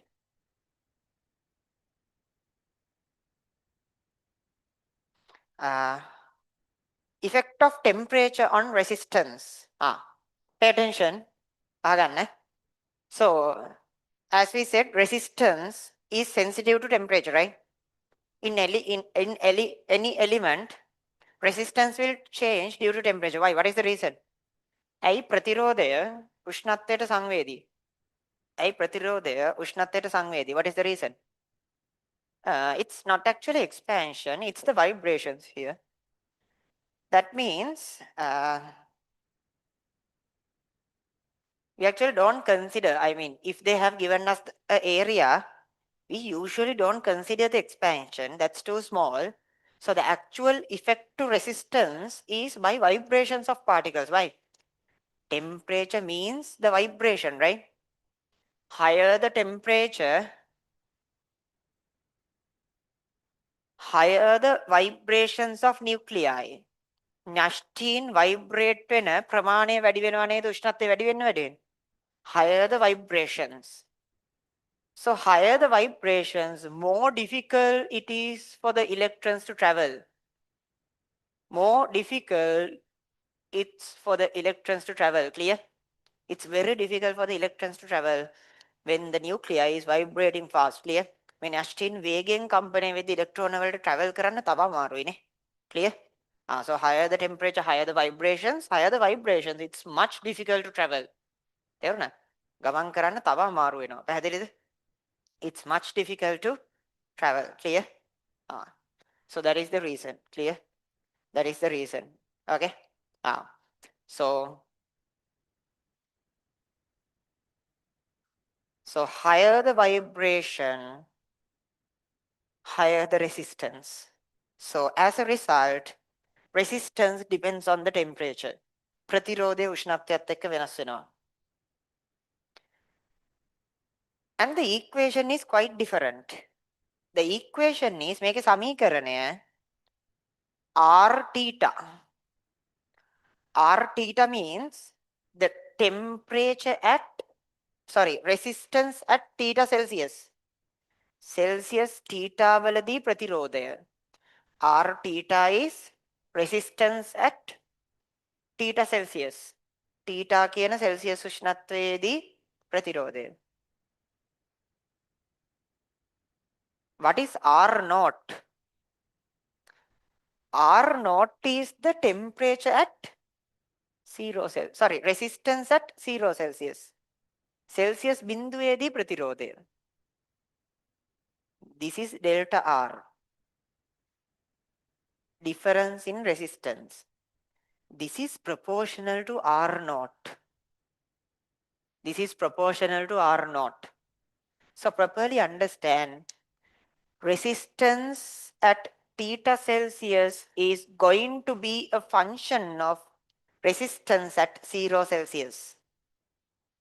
Theta කියන උෂ්ණත්වයේදී ප්‍රතිරෝධය Celsius බිඳුවේදී ප්‍රතිරෝධයේ මේ Celsius බිඳුවේදී තියෙන ප්‍රතිරෝධයේ ශ්‍රිතයක් වෙන්නයි යන්නේ. Clear? It's going to be a function between the resistance at 0 Celsius. Clear? So that means delta R, change in resistance, is proportional to the resistance at 0. ප්‍රතිරෝධ වෙනස සමානුපාතිකයි Celsius බිඳුවේදී ප්‍රතිරෝධයට. Clear? අර හරියට අර පරිමා ප්‍රසාරණතාවය ආරම්භක පරිමාවට සමානුපාතිකයි වගේ. Just like the expansion is proportional to the initial volume, change in resistance is proportional to the initial resistance. But here initial resistance means resistance at 0 Celsius. Then at the same time, this delta R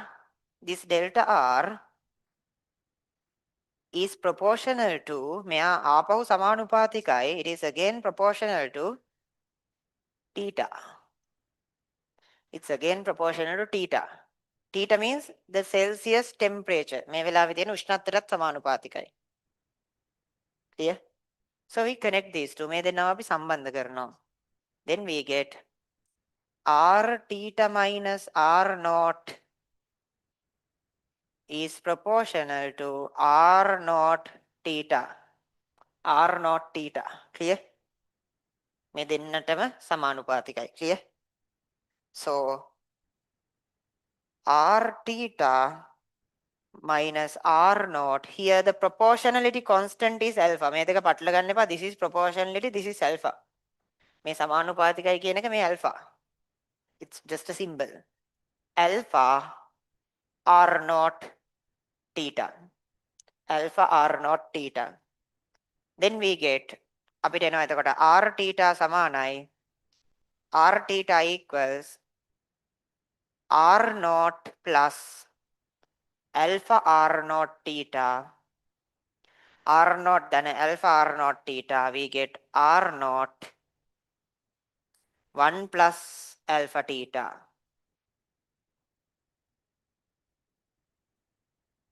R theta equals R naught 1 plus alpha theta. Clear? පැහැදිලිද? This is the function for the resistance at theta Celsius. Clear? So for the people who haven't done heat, this is not going to be an issue. There's a high chance of people making mistakes here, the people who have done heat, okay? තාපය කරපු කට්ටිය තමයි මේක වරද්දන්න ලොකු සම්භාවිතාවක් තියෙන්නේ. මොකද because you have similar equations in heat, right? තාපයත් මේකට සමාන සමීකරණ තියෙනවා. So I'll give you a small question. මේකේ හොඳ ප්‍රශ්න තියෙනවා. ඊට කලින් මම පොඩි ප්‍රශ්නයක් දෙන්නම්.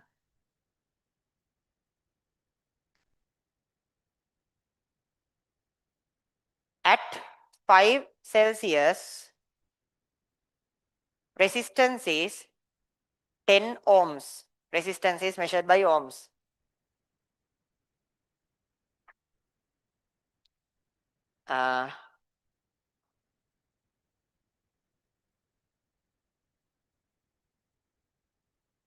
Find the resistance at 10 Celsius. Find the resistance at 10 Celsius. What is this alpha? What is this alpha? කවුද alpha කියන්නේ? We call that the temperature coefficient of resistance. ප්‍රතිරෝධයේ උෂ්ණත්ව සංගුණකය. Clear? It's a property of that material. ඒ පදාර්ථයේ ලක්ෂණයක් ඒක. How fast the resistance change with the temperature. උෂ්ණත්වයත් එක්ක කොච්චර වේගයෙන් ප්‍රතිරෝධය වෙනස් වෙනවද කියන එක තේරුණාද? How fast the temperature changes, resistance changes with the temperature. Clear? The temperature coefficient of resistance. Clear? Temperature coefficient of resistance. So what you can do is write this part in your short note. Okay? Write this part in your short note. Topic: resistance with temperature. ප්‍රතිරෝධයේ උෂ්ණත්වයත් සමග වෙනස් වන ආකාරය. And write this part in your short note. මේ කොටස short note එකේ ලියාගන්න. Clear? Remember and write. Okay? මතක තියාගෙන ලියන්න. Okay? ඔළුවට දාගන්න ගමන් ලියන්න. Then find me this. Alpha is 0.1. Alpha දශම 1. Then find me the answer. මේකේ උත්තරේ මට හොයලා දෙන්න. Alpha is 0.1.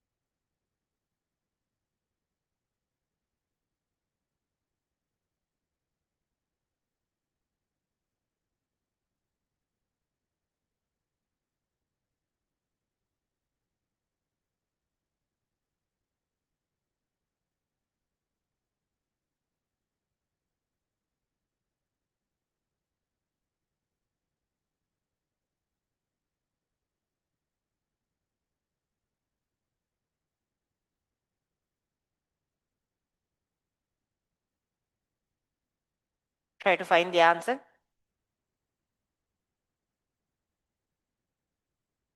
Try to find the answer.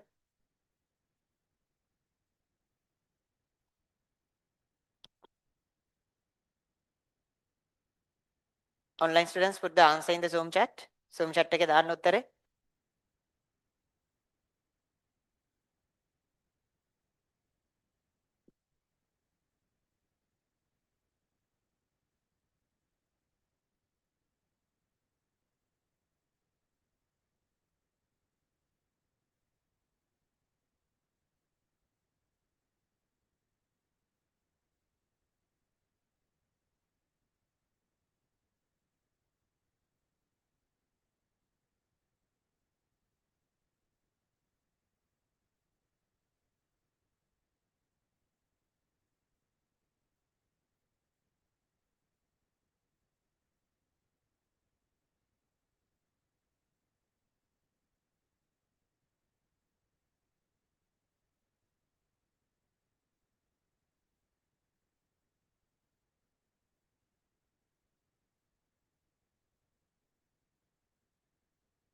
Okay, so what is the answer? For the people who have done heat, there's a high tendency of doing this. Heat lesson එක කරපු කට්ටිය මෙහෙම ඕක හදන්න ලොකු සම්භාවිතාවයක් තියෙනවා. Pay attention. Pay attention. Uh, there's a high tendency of you doing the question like this. R equals R naught 1 plus alpha theta. You take R naught as 10, 1 plus alpha 0.1. Temperature difference from here to here is 5 Celsius and get the answer. This is wrong, okay? This is wrong. මෙහෙම හැදුවා නම් ඒක වැරදි. තේරුණාද? Why? In heat, තාපය පාඩමේදී this term here was the initial volume or initial length or initial area. තාපය පාඩමේදී ප්‍රසාරණයේදී මෙතන තිබෙ ආරම්භක පරිමාව. ආරම්භක වර්ගඵලය. එහෙමනේ. Clear? But in this lesson, this is not the initial resistance. මේ පාඩමේ මේ ආරම්භක ප්‍රතිරෝධය නෙමෙයි. It's the resistance at 0 Celsius. ඒක බිඳුවේදී ප්‍රතිරෝධය. You can't put whatever the value you like here. And the problem is, pay attention. And the problem is in this question, they haven't given us the resistance at 0 Celsius. Celsius බිඳුවේදී ප්‍රතිරෝධය මේ ගානේ දීලා නැහනේ. So what can we do here? What can we do here? Write two equations. R theta equals R naught 1 plus alpha theta. 10, this is 10, R is 10. This is R naught 1 plus alpha. Alpha is 0.1. Here theta doesn't mean the temperature difference, okay? මේකේ theta කියන්නේ උෂ්ණත්ව වෙනස නෙමෙයි. Here theta is not temperature difference. මෙතන theta කියන්නේ මොකක්ද? Here theta is temperature in Celsius. උෂ්ණත්වය Celsius වලින්. උෂ්ණත්ව වෙනස නෙමෙයි. So this is Celsius 5 Celsius. Then you need to find the resistance at 10 Celsius. So R equals R naught 1 plus alpha 0.1. මෙතෙන්ටත් දාන්නේ උෂ්ණත්වය Celsius වලින් 10 Celsius. Then you divide these two. මේ දෙන්නවා බෙදනවා 10 over R. 10 over R equals R naught cancel out. 1 plus 0.1 into 5. Here 1 plus 0.1 into 10. Clear? Clear? That is the idea. Now, write this down. You actually don't need to write this. If you can understand the thing, that's okay.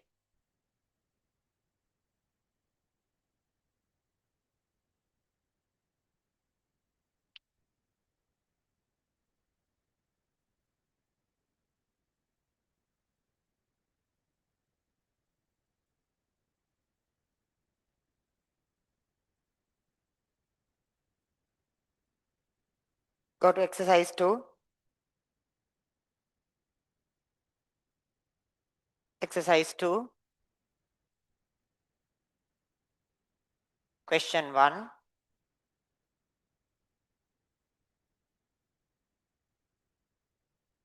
Question 1, okay, no, let's do one. Question 2. Question 1, question 2.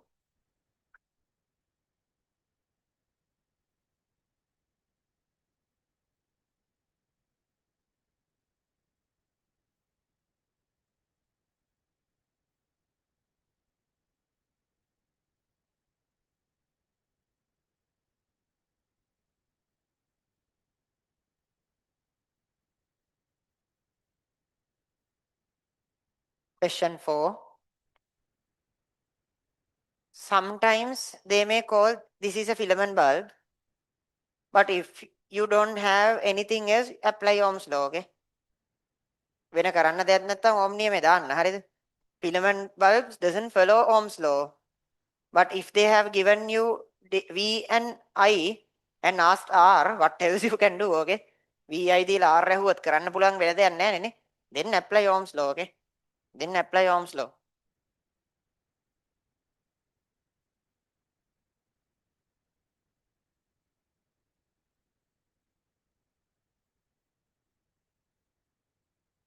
Question 6. Try these questions. මේ ටික බලාගෙන යන්න.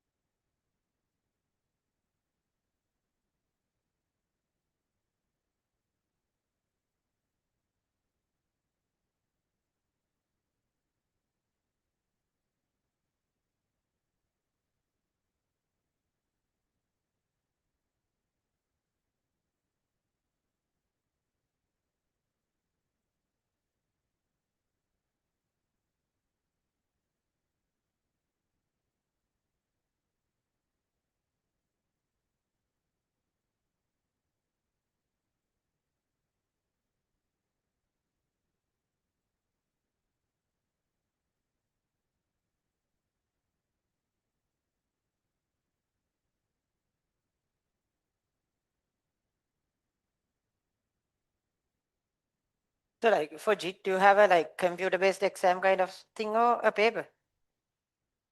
No idea? A paper. We had a computer-based exam. I think that was the only year that they tried that. So it's just a 2-hour paper or something like that. Yeah, writing JIT, right? No,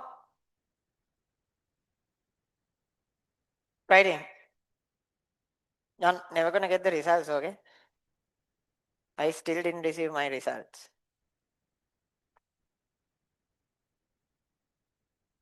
Okay. Exercise 2, question 1.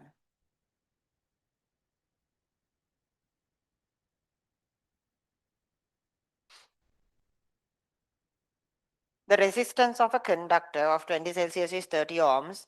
Find the new resistance when its temperature increased by 30. Its temperature is increased by 30, but you can't put this into directly into the equation, okay?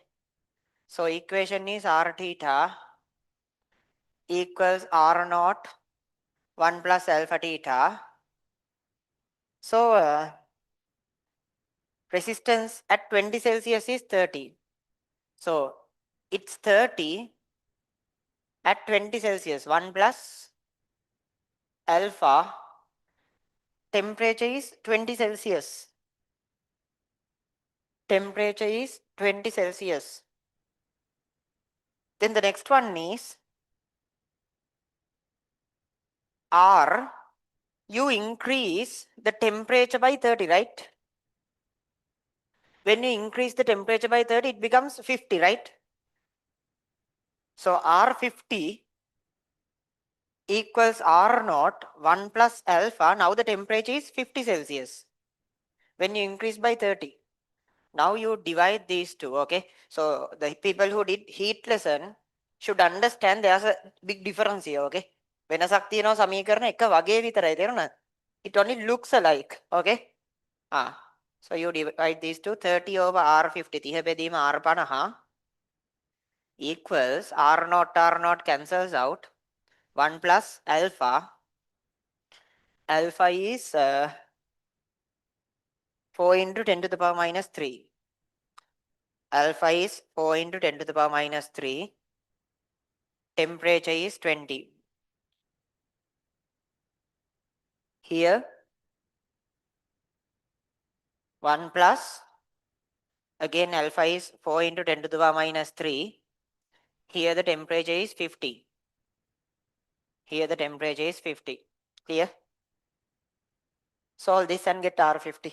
සුළු කරා R50 ගත්තා. Clear? You can solve this and get R50. Question 2.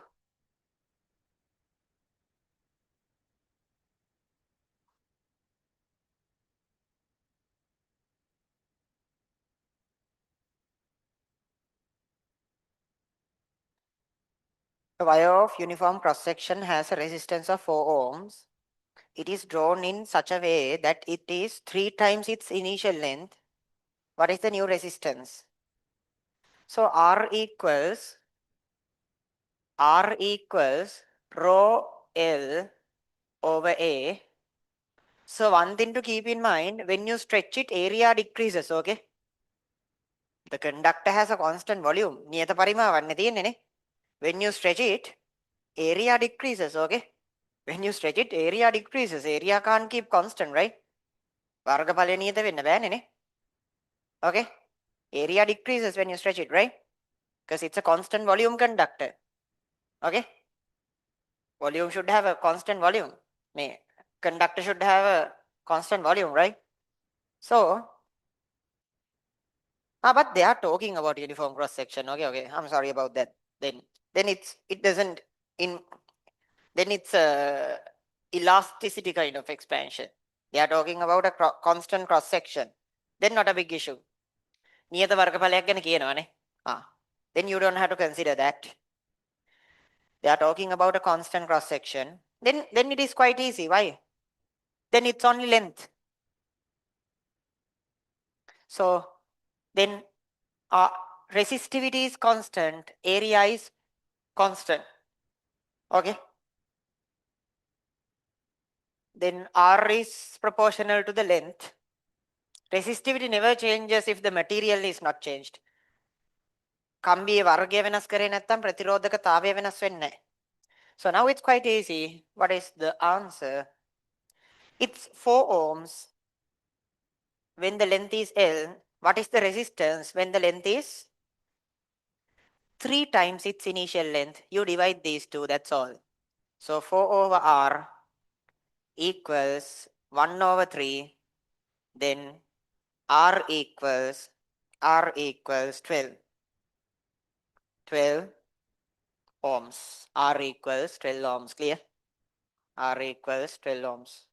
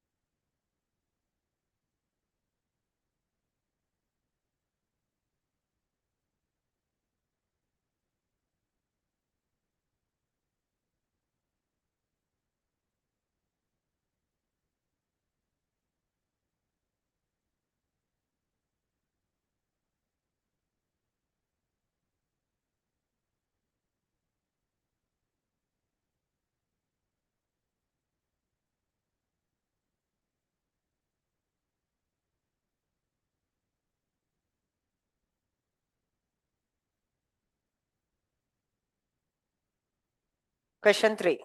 Question 3.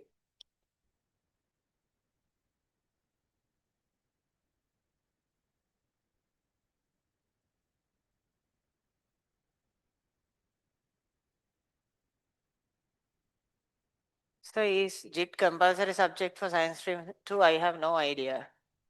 Is it compulsory? No, right? I don't think so. But I don't know if, just write it, okay? Because just write it because there's one reason for this. If they give results A, B, and C, they give results for general English to A, B, and C. So if you apply for foreign universities, okay?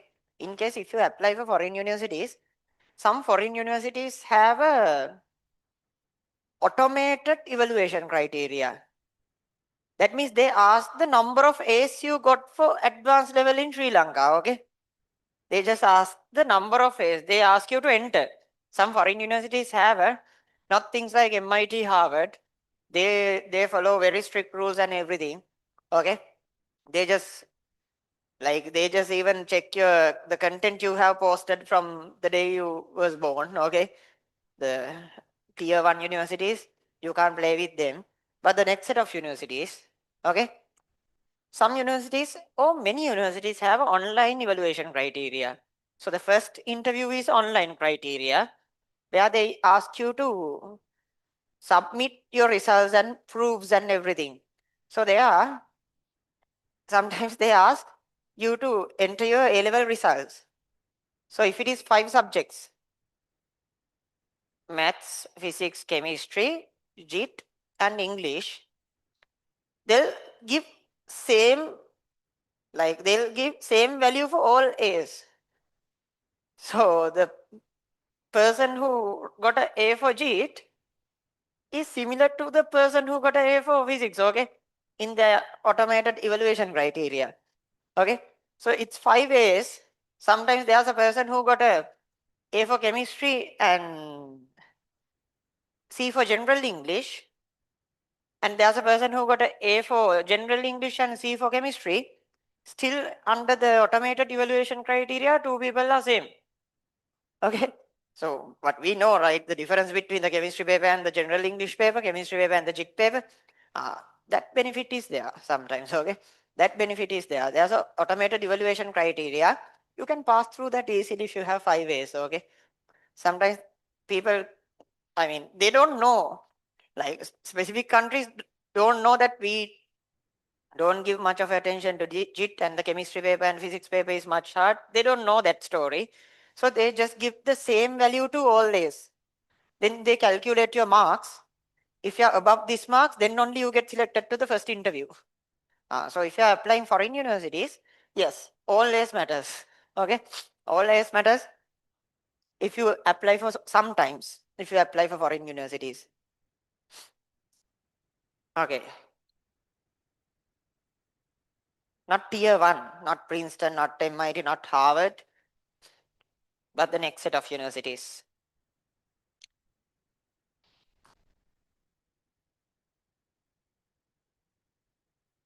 You can't get selected to MIT even if you have 5 days or 100 days. You need a much better, I mean, but one Olympiad gold medal can directly give you access to the Olympiad International actually. One Olympiad gold medal, you can get direct access to University of MIT. You need nothing else. I have students who got a gold, silver, or bronze medal for Olympiad, got selected to MIT even before A-level results, okay? Nobody cares about local A-levels if you have a good medal at Olympiad or some, because they value the brain. They know Olympiad exams are hard. So I have many students who went to Princeton, who went to MIT, who went to universities like that, even before A-level results, just by one medal. That's all they care. They just value the brain, that's all. They have money. This country have money. All they need is brain. Okay, all they all they need is brain in their country. That's all. So they are like ready to spend like whatever the amount like. Even from University of Moratuwa, the best bunch of students for PhD they take directly.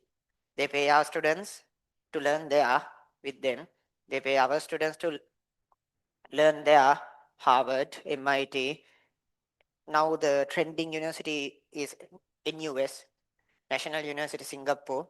They just pay you a lot to come there and learn. Usually you should pay, but what usually happens is now they pay us to go there and learn. And they are ready to keep paying until for 10 years, 15 years, until if you're ready to live there, then that's all they need. They just need a lot of brains in their country. Uh, it's not because uh, they respect us. It's because they respect themselves. Why doing hard work with the brain is the worst kind of stress. So they are already developed countries. So why go through that trouble? Just let us hand over the work to like third world countries. Okay, that's not because they respect us. Okay, they are just first class countries, developed countries. Why should they go through the trouble of burning their brain? There's a bunch of Asian countries developing forever who are ready to burn their brains to run their countries. So why go through that trouble? Okay, let's just watch a cricket match and let them think. Let's watch a football match and let the Asians think. So it's not because they respect us, okay? It's just because they respect themselves. Okay,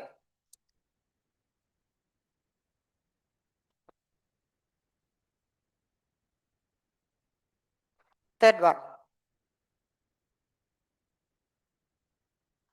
100-meter long piece of copper wire.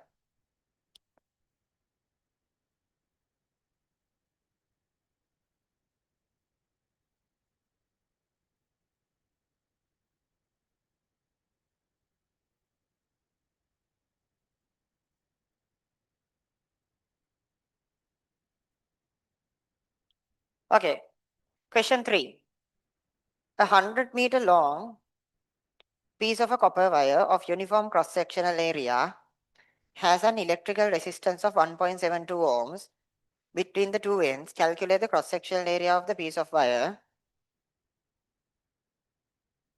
Calculate the cross-sectional area of the piece of wire taking the electrical resistivity of copper 1.72 10 to the power minus 8.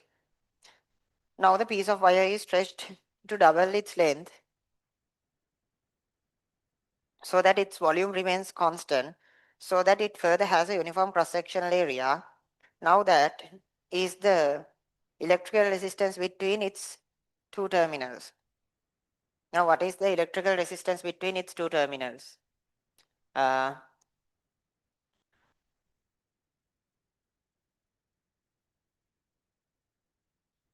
so it's a 100-meter long piece, okay? It's a 100-meter long piece. It's a 100-meter long piece.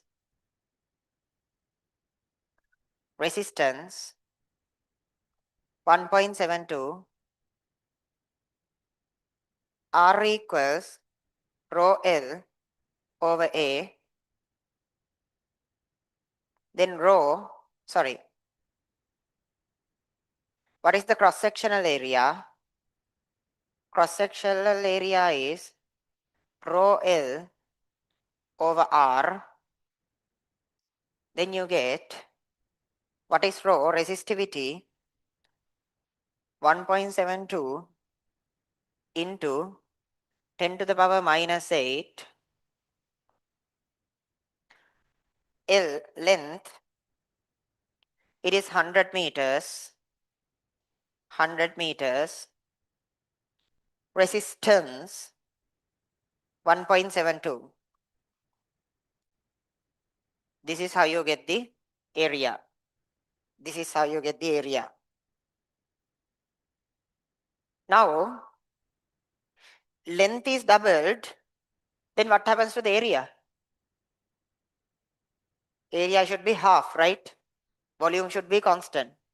So volume is length into area. Still the volume is same. So if the length is 2L, area should be A over 2, right? If the length is 2L, area should be A over 2. Clear? So to keep the same volume. So now R equals rho L over A. Now the new resistance R dash is equal to rho. Length is 2L. Area is A over 2.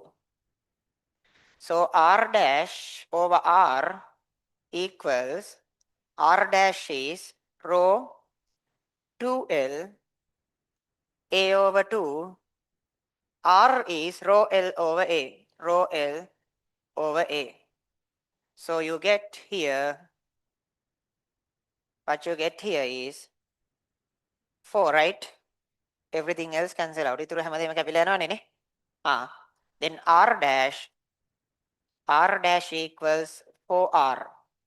R dash equals 4R, which means 4 into what is R? Initial R was given. Initial R was given as 1.72. Initial R was given as 1.72. 1.72. This is the resistance. This is the resistance. Okay.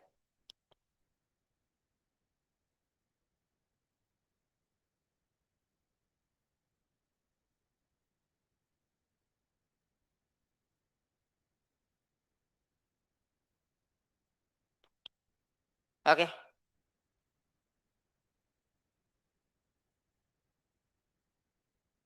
So I'll give you the interval. Try the next questions too, 4, 5, 6, but be here on time because we are going to start with the relationships between resistance. Okay, so it's an important part. So just try 4, 5, 6 of this exercise. Try 4, 5, 6 of this exercise. And it's 11, 7. So be here by maybe 11:25. Try to be here by 11:25. Okay. Try to be here by 11:25. And try 4, 5, 6 questions. Okay. Next we have to learn about the relationships between resistance.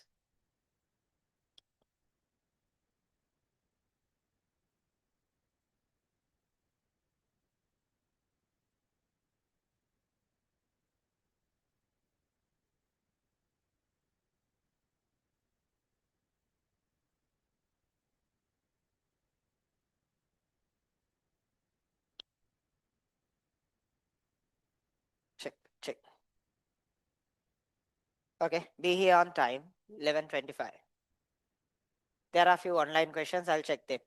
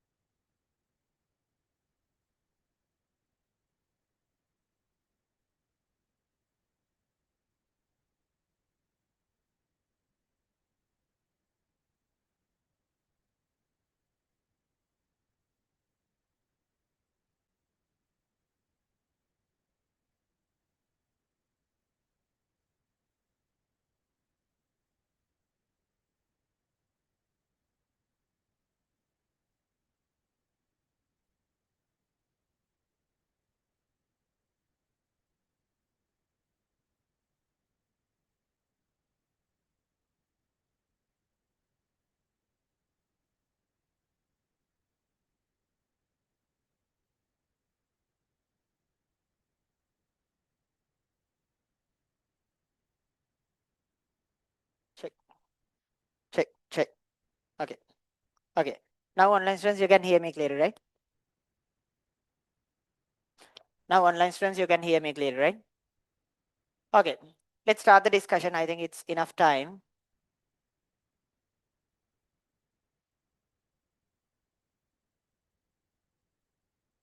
I think it's enough time.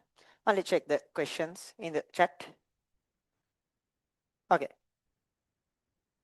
Okay.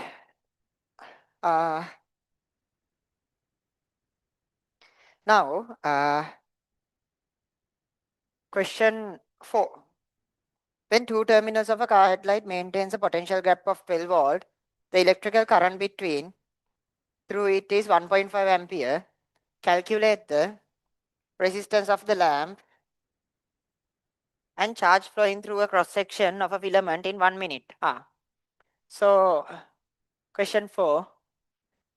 Question 4. V equals IR. V equals IR. So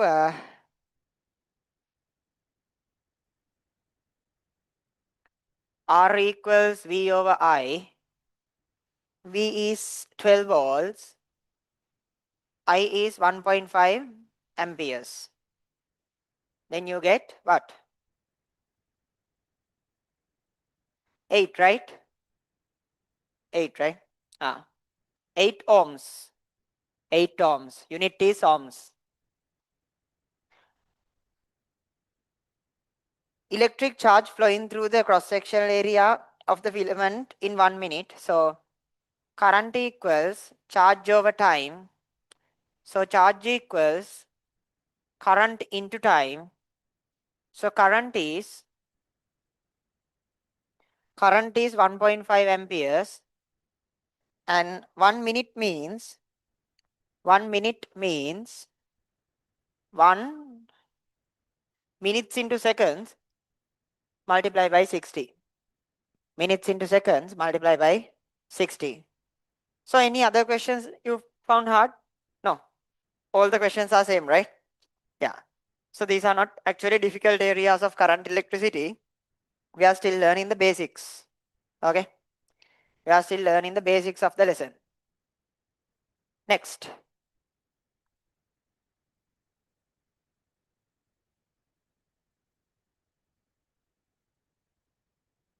There's a bunch of other questions. Okay.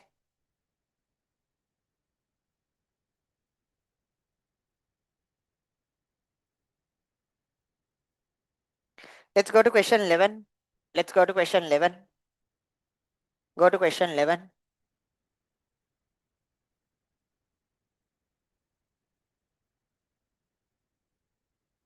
11 and 12. Go to question 11 and 12. So for all other questions, I'll provide answer script. 11 and 12. Question 11 and 12. Question. For all other questions, I'll provide an answer script. Go to question 11 and 12.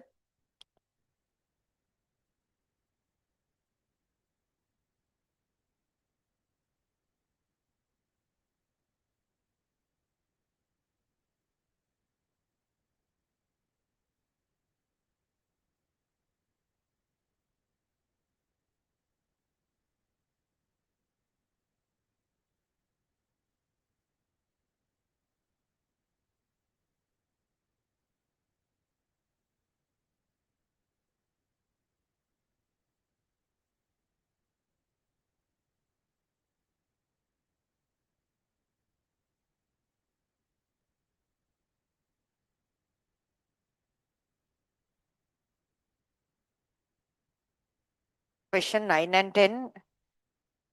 It should be resistivity, not resistance. It should be resistivity. Question 9 and 10. They are asking for the resistivity. Question 9 and 10.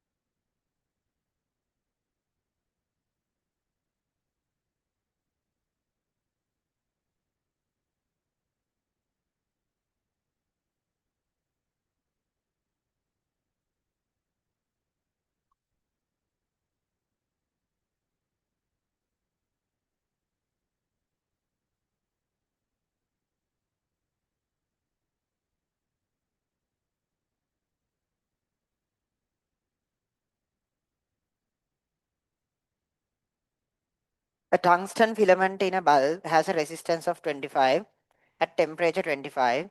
Ammeter in series with a bulb. Ammeter is something that measures current, right? Were connected in a parallel with the bulb. Then the voltmeter and ammeter readings were 100 and 0.5 ampere respectively. The temperature of the filament was 1200 Celsius. Find the temperature coefficient of resistance in tungsten. Okay. Now what is the idea here? Now there's a resistor. We sometimes draw resistors like this. This is a standard notation for a resistor. We sometimes draw resistors like this. This is also a standard notation for a resistor. So here, uh,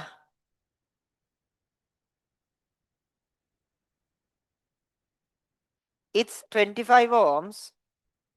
It's 25 ohms at 25 Celsius. At 25 Celsius.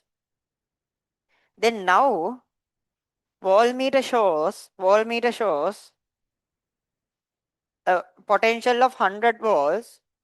Now of this resistor, voltmeter shows a potential of 100 volts, and the ammeter shows a current of 0.5 amperes. So that means given a potential difference of 100 volt at the moment, there's a current of 0.5. And now the temperature of the filament is 1200 Celsius.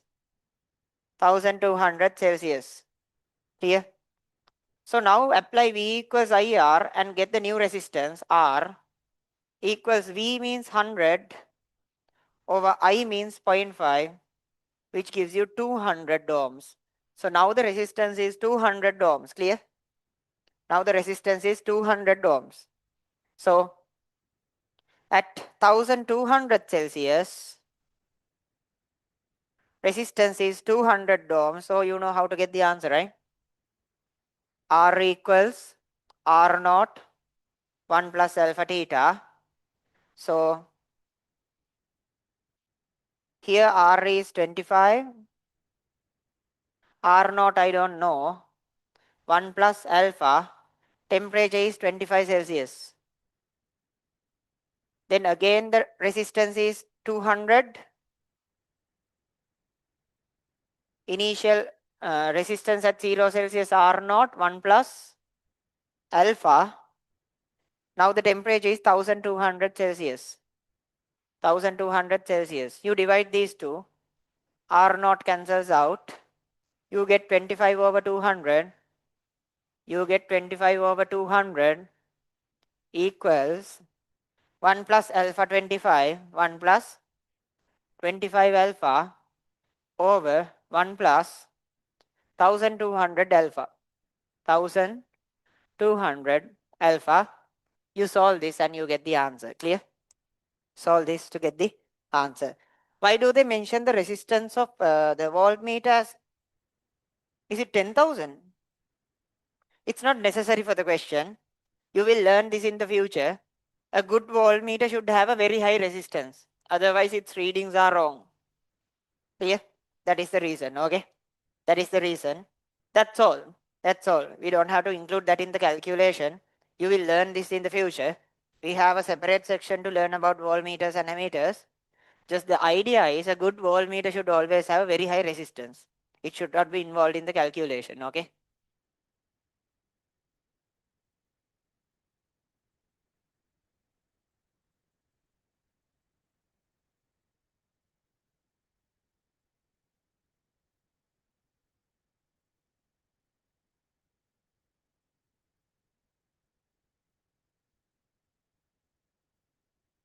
So, the Matan radiation plan is finalized for Sinhala medium students. It will start as an online session for in Tuesday nights, Tuesday 8, Tuesday 8 to 11 for Sinhala medium students. For Sinhala medium students, it's Tuesday nights 8 to 11. For English medium students, it will start after that. Most probably, I'll do it as a seminar for English medium students, okay? And the matter and radiation lesson. For Sinhala medium students, it's starting next Tuesday. It's starting next Tuesday night, 8 to 11. For English medium students, I'll do it as a separate seminar, okay? That is the plan. Again, I'll repeat, I'm going to finish everything within 2 months. Like, we are not in a big rush, okay? All other people are going to finish the syllabus like 1 or 2 months before the exams. Most probably, like, maybe they may do few weeks after the exam too. But I mean, so we are not in a big hurry. We are not doing a lot of sessions because we are in a hurry. We have finished like compared to some classes twice the amount we have finished already, okay, compared to many classes we have finished twice the amount. But still, it's not that we are at a good position. I always mention this. They are at a bad position. We are not in a good position. That means ideally A level syllabus should be finished 6 months before. So we are just on the plan. So we are not at a good position. We are just meeting the requirements. We are not in a good condition. Please keep this in mind. Ideally, the requirement is A level syllabus should be finished 6 months before exams. So we are not in a good position. We are just at the right position, barely managing to be in the right position. Others are in a bad position, okay? It's not like they are in a manageable position and we are in a good position. That's not the case. We are in a manageable position. They are in a bad position. So we doing a lot. We have finished a lot. We have finished a lot in the syllabus. Doesn't mean we are good. We are just barely doing what is required. Okay? Keep that in mind. Okay? So you are not in a good position. Okay? We have barely managed, but should be done properly for the exam. So when I was doing A levels, we finished the syllabus 1 year before the exam. Okay?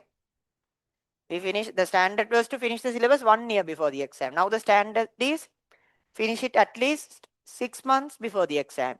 So we are barely meeting that. Others are not even not gonna meet that. That doesn't mean they are okay and we are good. It's just we are okay and they are bad. Okay? So we are not in a good condition. Okay? We are just barely managing to finish the things 6 months before the exam.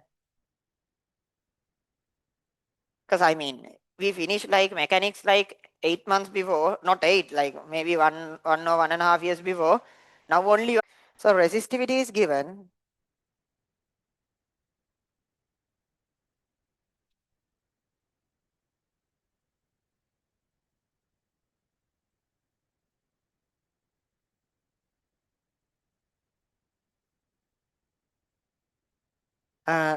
In this case, they have given me the resistivity, rho,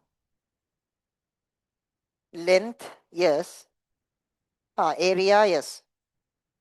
Yeah, then it's possible, right? Yeah. How?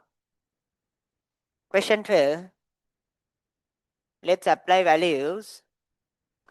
Let's apply values for 25 Celsius. For 25 Celsius, length 50 centimeters. 50 centimeters means 0.5 meters. Area pi r squared. That means pi. Diameter 0.5 millimeters. Diameter 0.5 millimeters. To get the radius, divide by 2. Pi r squared. Pi r squared. Resistivity 4 into 1 into 10 to the power minus 6, 1 into 10 to the power minus 6. So V equals IR, current is V over R. So V is, voltage given is 10 volts. R is rho L over A, rho L over A. What is rho resistivity? 1 into 10 to the power minus 6. L length is 0.5 meters. A means area. This is the area. Pi 0.5 into 10 to the power minus 3 over 2 squared. This is the current. Clear? Resistance is rho L over A, V over R. Clear? V over R. Okay. Then how do you get the current at 400 Celsius? R equals R naught 1 plus alpha theta. So what you do is, you know the resistance at the moment. You put this resistance R. It is R25 equals R naught 1 plus alpha. Temperature is 25. You divide it by R400 equals R naught 1 plus alpha 400. So the thing is, now what you have to do is, it's quite straightforward, right? You know the resistance at 25 Celsius, right? Rho L over A. You know the resistance at 25 Celsius. You put it here. R naught and R naught will cancel out. Alpha is given. Temperature coefficient is given. Then from this you calculate R400. Then you again write V over R and get the current. Clear? Got the idea? I just mentioned the method, okay? Clear? ධාරාව කියන්නේ විභවයේ බෙදීම ප්‍රතිරෝධය දැන් ගත්තා. ඊට පස්සේ ප්‍රතිරෝධයේ උෂ්ණත්ව සංගුණකේ පාවිච්චි කළා 400 දී ප්‍රතිරෝධය අරන් ආයි මෙයාව බෙදුවා ඒ අලුත් ප්‍රතිරෝධයෙන්. උත්තරේ එනවනේ නේ? පැහැදිලිද?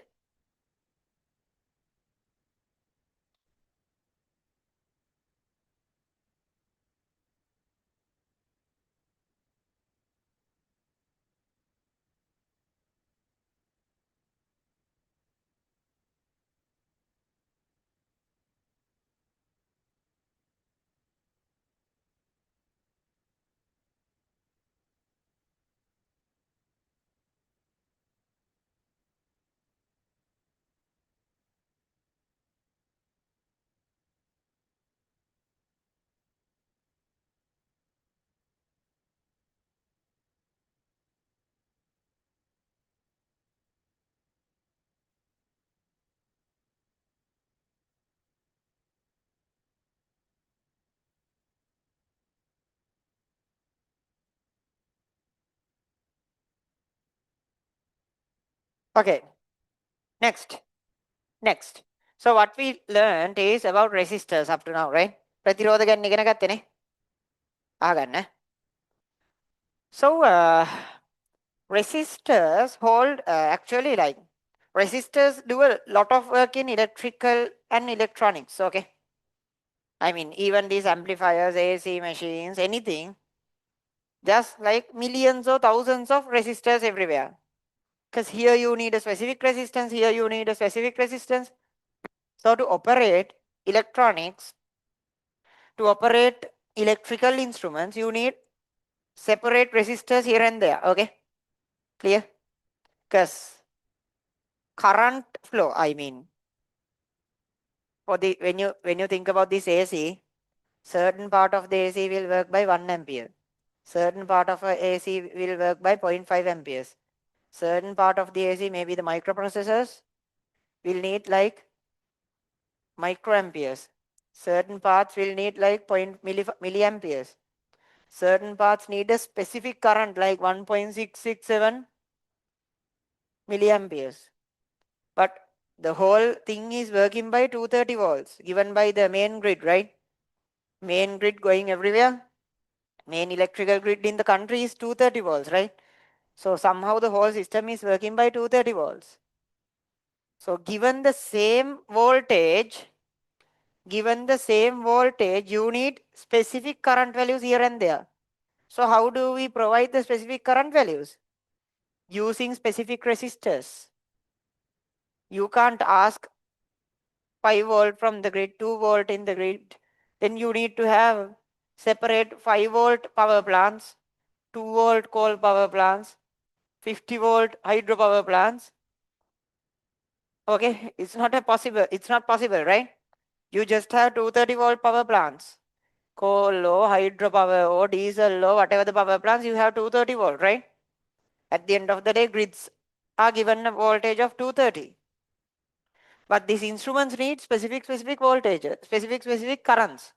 So given a constant voltage, how do we get the required current out of that? By changing the resistance, okay? So you should put nice values of resistance, okay? You should put proper values of resistance here and there, clear? Clear? So we have something called practical resistors. Practical resistors means in the industry we use specific resistors. You can get them from the market. For very primary uh, scenarios, you have like resistors of like this size. Okay. But when it goes to like computer motherboards, you can't see the resistors because they are in nanometer scale. There are resistors in nanometer scale, micrometer scale. You can't even see them by your eye. Okay. So specific works need specific resistors. We can buy these kind of resistors from the market. Okay. But not always. That means the market can't produce zero point 0.5, 0.55, 0.567. They can't produce all the resistor values you need. So what we do is we create equivalent resistors. That means we connect a few resistors together and create equivalent resistors. Clear? So just like our pumps, taps, and all the like rivers and everything, just like they together control the water flow in the country. The whole current flow in instrument is controlled by these resistors and some other capacitors, transistors and all. So learning about resistors and learning about how to control the current using resistors and learning about how to create specific resistors using a bunch of resistors is a very crucial thing. Clear? It's a very crucial thing. So you should learn how to combine a bunch of resistors and create specific resistor values you need. Clear? Okay. So equivalent resistor networks is a very important topic in that case. Okay. Equivalent resistor networks is a very important topic. So when talking about resistor networks, one of the main two configurations is series and parallel. You had this in all levels too, right? So the simplest two configurations is, we are going to learn much complex configurations in this lesson, but the simplest configurations are series. This is a series network, and parallel.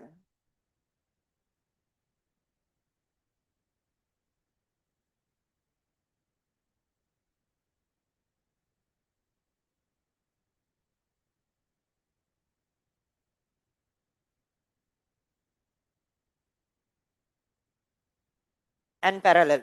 Clear? Series and parallel. So series, how do we identify series?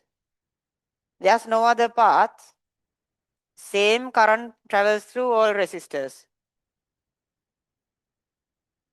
But if you give a total voltage of V to the system, potential will be distributed between them. Potential will be distributed between them.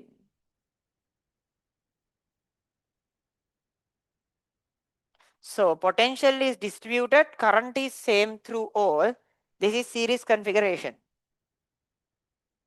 Here, parallel means all three resistors feel the same potential difference, right? See, this end and this end, this end and this end, this end and this end. These three ends are connected, these three ends are connected. So all the resistors feel the same potential difference, clear? All the resistors feel the same potential difference, clear? So all resistors feeling the same potential difference is parallel configuration. හැමෝටම දැනෙන්නේ එකම විභවය. මොකද එකම අග්‍ර දෙකටනේ හැමෝම සම්බන්ධ කරලා තියෙන්නේ නේ. All the resistors are connected to the same ends. Clear? But the current is divided. Why? If a current of I goes like this, it should be divided between I as I1, I2 and I3. Current is distributed. Clear? ධාරාව බෙදලා යනවා. Clear? So this is a parallel configuration. R1, R2 and R3. Clear?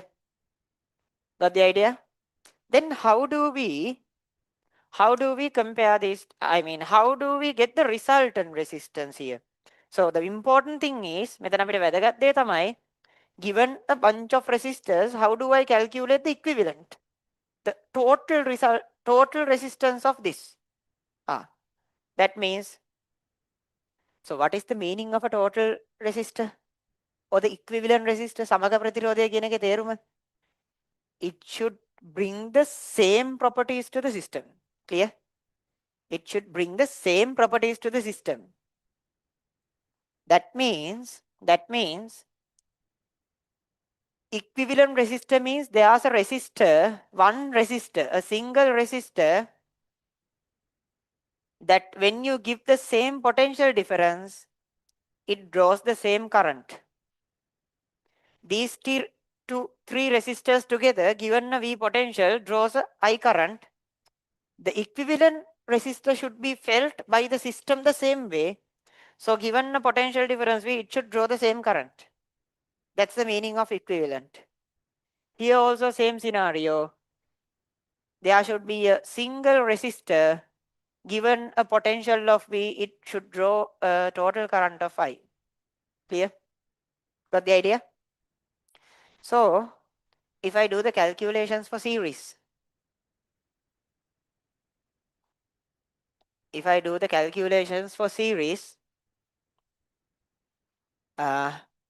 total V total voltage is equal to V1 plus V2 plus V3. V is IR, right? So here V is IR. Here V1 is IR1. Here V2 is IR2.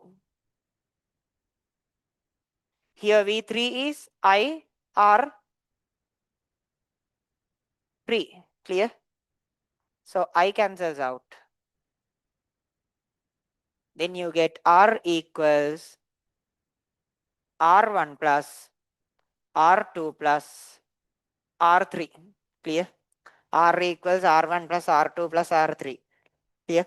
So when series, this is the equation to get the resultant resistance.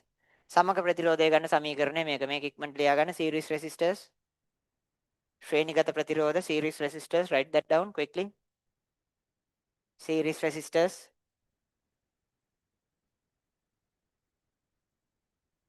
Just take one minute, okay? ඉක්මනට ලියන්න.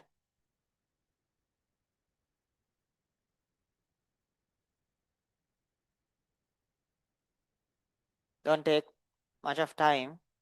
Quickly try to finish the note. Yeah, just write in the most important facts only. Topic series resistors, then put this.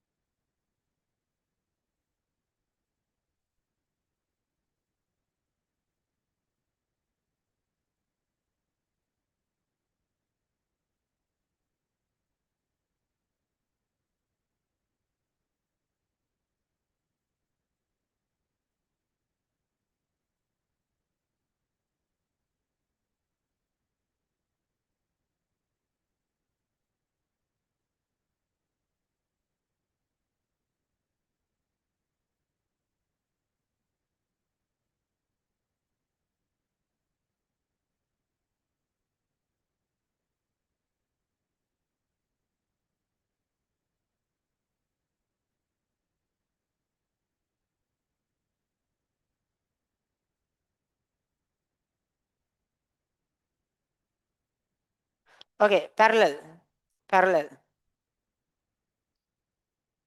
A parallel network. Hope it's enough time. Can't give a lot of time for these stuff. So make your own short note, but fast, okay? Can't waste time of the class for that. So be fast. Ikkmentally yanna.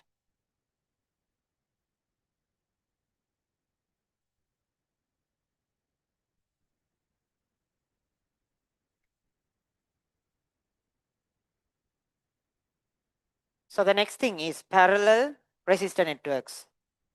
Parallel resistor networks. This. Samantaragata Pratirodha Paddhati. Parallel networks. Same story, but here current is distributed as I equals I1 plus I2 plus I3. ධාරාව තමයි බෙදෙන්නේ I සමානයි I1 දන I2 දන I3 කියලා. Current is distributed. Clear? So again V equals IR. So I equals V over R. So here I equals V over R. Here I1 equals V over same voltage, V over R1. Here V over R2. Here V over R3. V cancels out. This is the equation for the parallel resistors. 1 over R equals 1 over R1 plus 1 over R2 plus 1 over R3.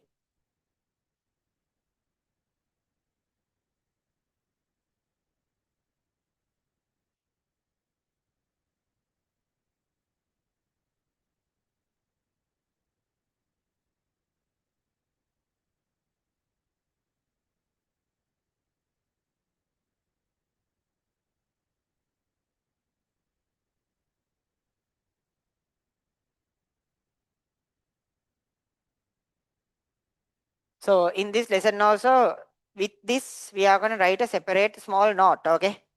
But just like in static electricity, I'm going to print that note and give to you guys after the lesson, okay? So that same we did in static electricity. That means we are going to write a small note from here onwards. But I'm not going to give a lot of time to write that note. You can make it as short as possible. You can make it as short as possible and convert it to a short note. After the lesson, even that part I print and distribute, okay? Because I can't distribute that before the class because there are some thinking parts involved and some stuff I have to ask you to try. When it is in the book, you never try, right? When it is in the main book, you never try. So there's a separate part that we try in the book, we write in the book. But don't worry if you can't write it neatly or completely, I'm going to distribute it after the class just like we did in static electricity. Only reason it's not included in the main tute is then you stop thinking, okay? You don't even try to do, when I ask you to, okay, if this is the case, try this. When I tell that, you just go to the next page and you see the answer, no point of thinking, okay? So just to avoid that, it's not included in the main tute, but after the lesson, I'll give that part to you guys, okay? For now, let's write it in the book. But if you don't worry about writing it neatly and properly, anyways, I'm going to distribute that. So put down the topic, again a short note, okay, just a completion of the short note.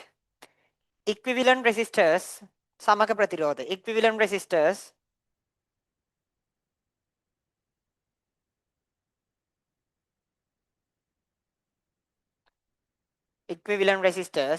topic under that number one, quickly, equivalent resistors under that number one,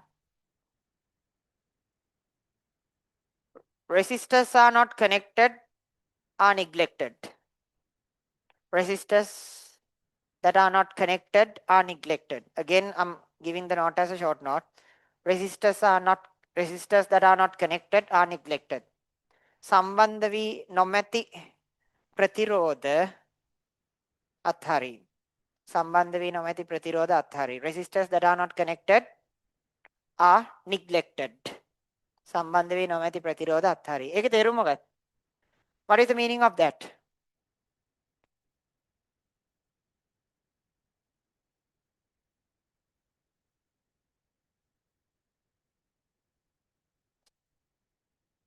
if you have a system like this, maybe like this, like this, like this.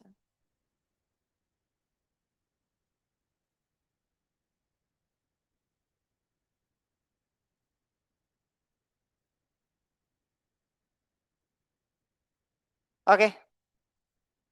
One resistor here should be neglected. What is that? This one, right? This one. See, all other resistors are connected by both ends. Ends දෙකෙන්ම connect වෙලා ඉන්න අනිත් හැමෝම කොහෙට හරි සම්බන්ධ වෙලා තියෙන ends දෙකෙන්ම. This guy, only one end is connected. So there's no way of current moving through this guy, right? මෙතනින් ගියට පස්සේ එළියට වැටෙන්න නෙවෙන්නේ නේ. There's nowhere to go, right? You can't go through this path. Current can't go through this path, okay? Electrons can't fall out like that, okay? So this resistor should be neglected. You can just erase that. Write this down and put a cross here. Then you'll remember the point. Put a cross here.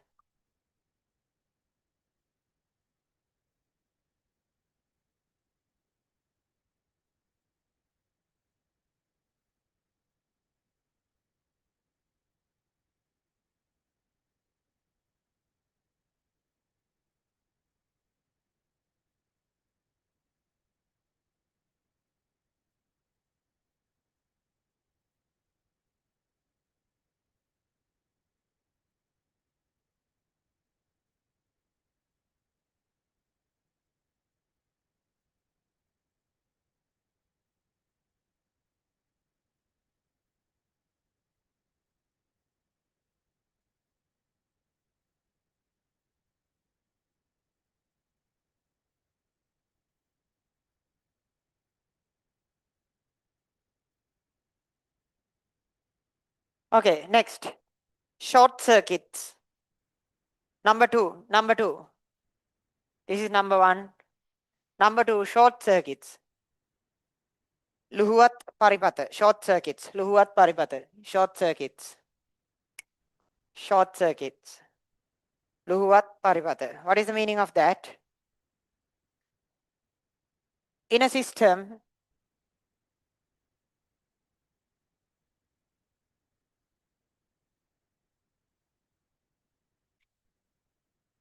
let's assume that a battery is connected like this.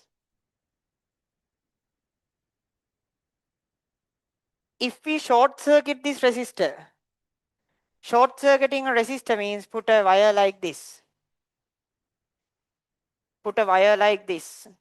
We call this short circuiting a resistor. Then this resistor should be neglected.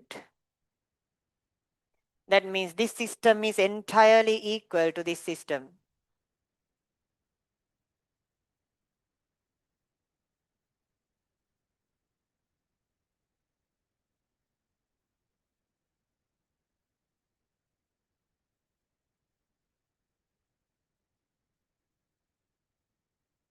Clear? Clear? See? Why? Short circuiting means connecting a wire. Theoretically, we consider a wire like this as zero resistance. Theoretically, practically you can never find zero resistance wires, okay? Practically you never find zero resistance wires. Then you need superconductors, okay? But theoretically, a wire like this considered as a zero resistance wire. So there's a property of current. When there's an easy path, it never goes through the difficult path. That means more current goes through the easy path, less current goes through the difficult path. So here it's a zero resistance path. Zero resistance path means there's no disturbance. When there's a path like this, you will never try to go in this path. So all the current goes through this one. Clear? All the current goes through this one. Clear? මුළු ධාරාවම යන්නේ මෙහා හරහා. Clear? All the current goes through this one. So this one can be neglected entirely. If a current doesn't go through a resistor, that resistor is useless, right? එයාගෙන් පද්ධතියට බලපෑමක් වෙන්නේ නැහැ නේ. එයා හරහා ධාරාවක් යන්නේ නැත්තම්. Resistance means disturbance to the current. If there is no current going through you, there's no disturbance you can provide, right? So a short circuit will always provide a zero resistance. And again, the potential in two sides will be equal. If this is V1, if this is V2, V1 will be equal to V2. Clear? V1 will be equal to V2. Okay? Write this down. Frequently again.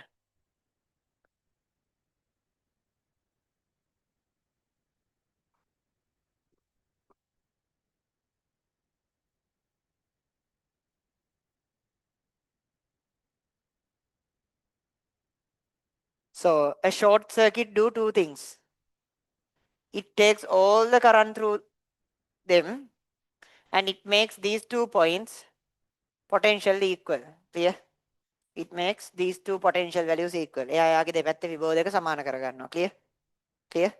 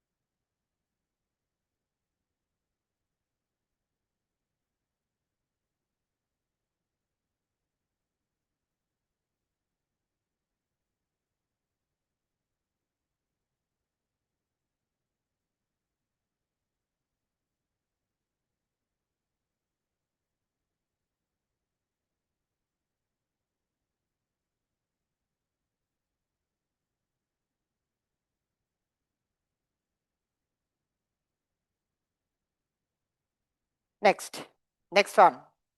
3. So before this, let's learn some aspects connected with this scenario. Okay? Let's learn some aspects connected with this scenario. So this resistor here is neglected because it in this wire creates an entirely zero resistance path. So this resistor becomes useless, right? But sometimes it's not the case. So here, question 1. If all three resistors are R, R and R, if you short circuit it like this, then it's quite obvious. Resultant is 2R, right? R plus R, resultants 2R. This becomes 0 because it gets short circuited, right? Clear? But what about this?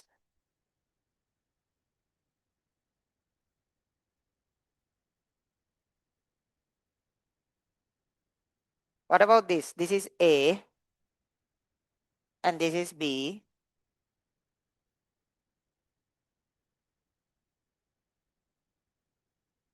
What about this scenario?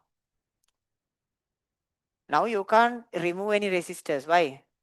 None of the short circuits create a zero resistance path. See? Current will enter like this.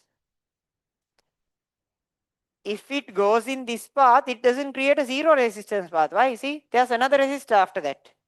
Clear? If the current enters here,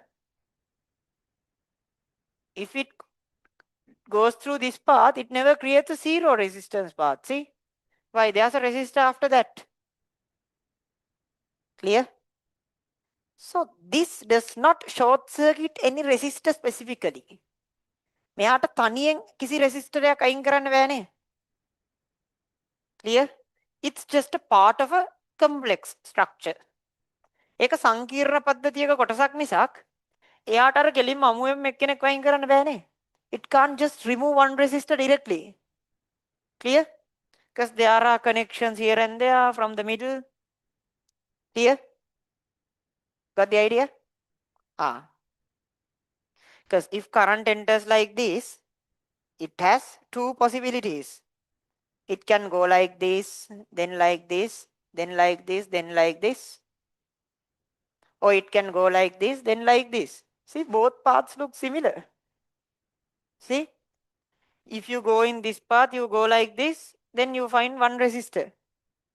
If you go in this path, you find one resistor, then 0. So this current will not choose to go entirely in this path, because this path and this path provides him the same resistance. See, here it's straightforward. Why? Current have two possibilities: go through this path or go through this path. If it goes through this path, from here to here it's 0 resistance. From here to here it's R. So why should we go through R when we can go through 0? Clear? It's straightforward. Clear? මෙතන එහෙම නෑනේ. You choose to go in this path, you find one resistor on the way. You choose to go in this path, you find one resistor on the way, but then 0. See? Both are same, right? So in this case, the current doesn't decide to flow only through the wires, because it won't help. Anyways, it has to meet a certain resistor. That means when you have a zero traffic path, you won't go through the path with traffic. But this is just choosing between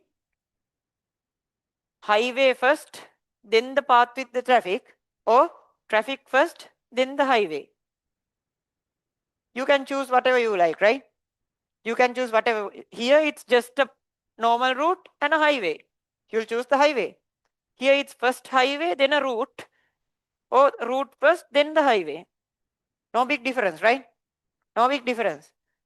So here current doesn't decide to go through only wires, so we can't remove any resistor here, right? We can't remove any resistor here. So you don't have that option here. So this is not straightforward. This question is not straightforward. Then how can we do the calculations to this guy? But we learned two things about short circuits. What is that? It makes potentials equal. Can you remember? It makes potentials equal. That means if the potential here is V1, potential here is also V1. Clear? If the potential here is V2, potential here also V2. Clear? And the next thing is locations. Locations of a circuit means potentials. It's not physical locations. That means in this hole, how do you identify that location? Maybe by its X and Y index. It's a physical location. Or maybe the desks may have a number. So that is the first desk, that is the second desk, that is the third desk. But in a circuit, locations means the potentials. That means all the locations with the same potential, all the positions with the same potential are considered the same location. That means in this circuit, this one and this one belongs to the same location. This one and this one belongs to the same location. That means if this is B, even this could be called as B. If this is A, even this can be called as A, because it's the same potential. Clear? Locations are defined in current electricity using the potentials. Clear? So if there is 1000 positions, 1000 locations with the same potential, they are the same location in a current circuit. Clear? Clear? So what I could do is I can simplify this. So if this is A, now this is also A. Then clear? If this is B, then this is also B. Clear? Clear? So now let's assume all resistors are R. Let's assume all resistors are R. So now you have A and you have B. You have one resistor between A and B. See? You have one resistor between A and B. Clear? So there's one resistor between A and B. Clear? Then you have another resistor between A and B. See? It's also A and B. Clear? You have another resistor and it's also between A and B. See? This is A, this is B. Clear? You have another resistor between A and B. Clear? Again, it's also between A and B. Clear? Then you have another resistor between A and B. See? A and B. Clear? So it's also between A and B. It's also between A and B. So this is actually a parallel configuration. You can't see that directly, okay? Clear? So parallel configuration doesn't mean looking like this, okay? Parallel configuration can look like this. Parallel configuration means feeling the same potential difference. See? Feeling the same potential difference. Parallel configuration doesn't mean that resistors are parallel. Okay? Parallel configuration doesn't mean resistors are like this stacked parallelly. No. Definition of parallel resistors is everyone feels the same potential difference. Clear? හැමෝටම එකම විභවාන්තරය දැනෙන්නේ. ඒකට තමයි අපි සමාන්තරයි කියන්නේ. තේරුණාද? Ah. So now you know how to get the answer, right? Resultant is 1 over R. Resultant is 1 over RE.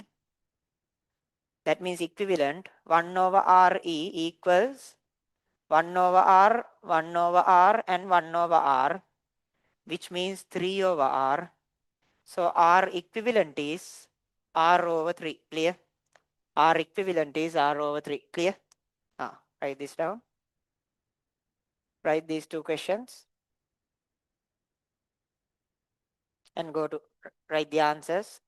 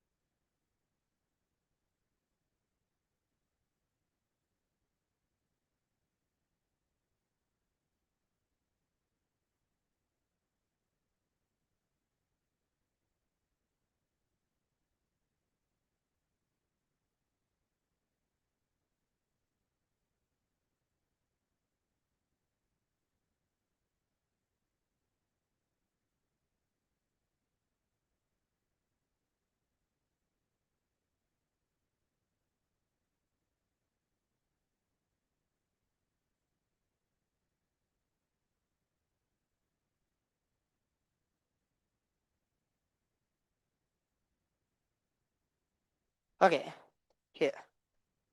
This one try, third one. 1 ohm, 1 ohm, 1 ohm, 1 ohm, and 1 ohm. Equivalent resistance between A and B. Try this one. I'll do a small help. If this is A, this is A. If this is B, this is B. This is not connected to A or B. This is not connected to A or B. So it's an entirely different point. See, this is not connected to A and B. This is not connected to A or B. So it's an entirely different point, right? So call that C. Just call that C and try to redraw this. So the answer lies in redrawing, okay? You can't keep it like this and do the calculations, okay? It's not that easy. So redraw the thing, okay? Try to redraw the thing accordingly.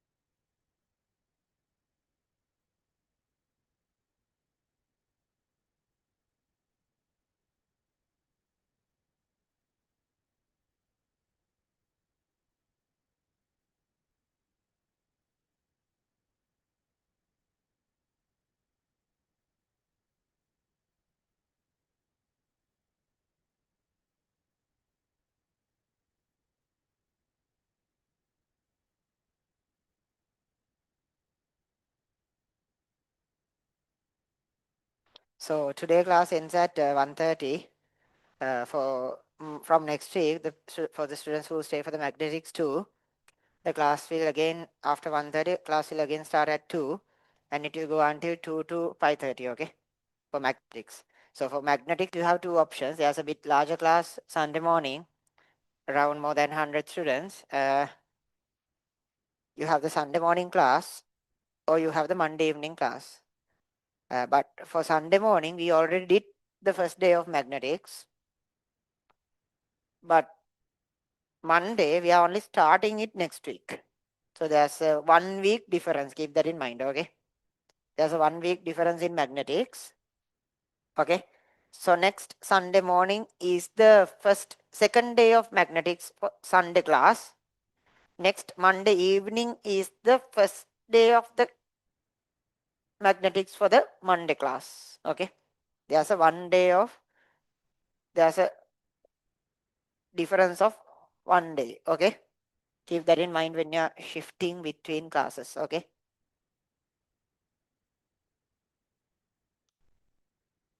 And the recording of the first day of magnetics of Sunday morning class is already available in the group as a YouTube live link. Check that if you're joining the Sunday one.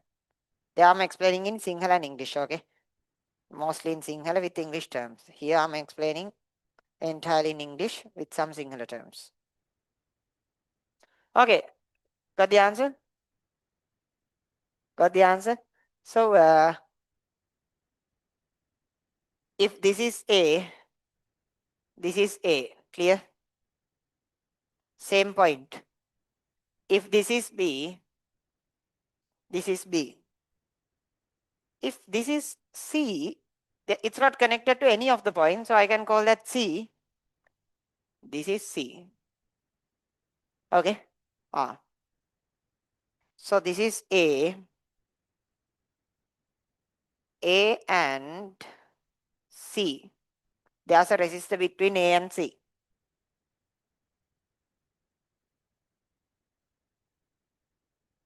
There's a resistor between A and C. Clear? There's another resistor between A and C. See? There's another resistor between A and C. Clear? Another resistor between A and C. Clear? Then there's one resistor between B and C.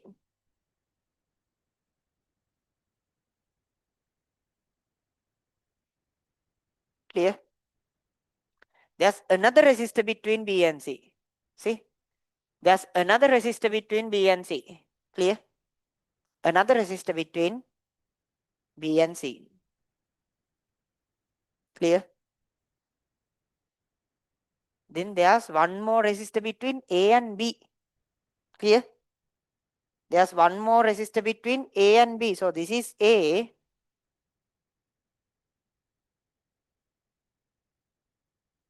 And this is B. Clear? So now it's all about taking the resultant of this system. It's possible. How? Solve part by part. Start solving from the simplest one, which is this 1 ohm and 1 ohm parallel. What would you get by 1 ohm and 1 ohm parallel? Half, right? Why? 1 over R equals 1 over 1 plus 1 over 1. Clear? Clear? Which gives you 2 over 1. Which gives you 2 over 1. Then R will be 2, like if I do the calculations properly.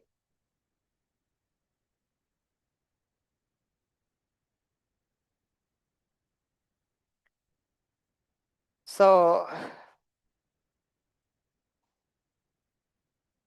here resultant would be 1 over R equals 1 over 1 plus 1 over 1, right? Clear? Which means 2 over 1. Then R becomes 1 over 2, that means 0.5. Clear? R becomes 1 over 2, that means 0.5. Clear? So here the resultant would be 0.5.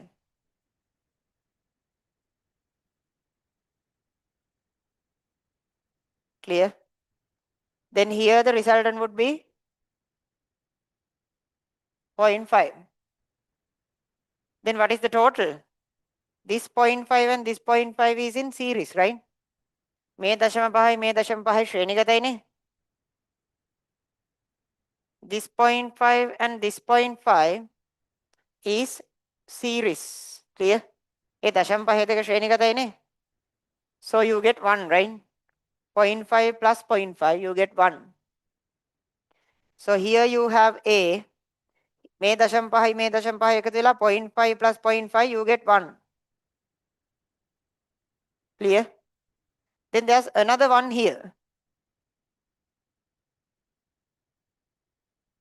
There's another one here. Clear? There's another one here. Clear? And they are parallel. They are parallel. Which gives you a 0.5 resultant again. So the final answer is 0.5 ohms. Clear? Final answer is 0.5 ohms. Clear? Got the idea? Write this down. There are a few other theorems left like this, but before doing that, let's do an exercise so that we get more comfortable with simpler stuff. Series and parallel, we have to be first comfortable, right? Series and parallel is සුළු කරන එක හොඳට වෙන්න බෑ නේ මේ අමුතු අමුතු ඒවා කරන්න කලින්. So just keep leave like 3 pages of your book. Leave like 3 pages of your book and go to exercise 3. In exercise 3, do question 1, 2,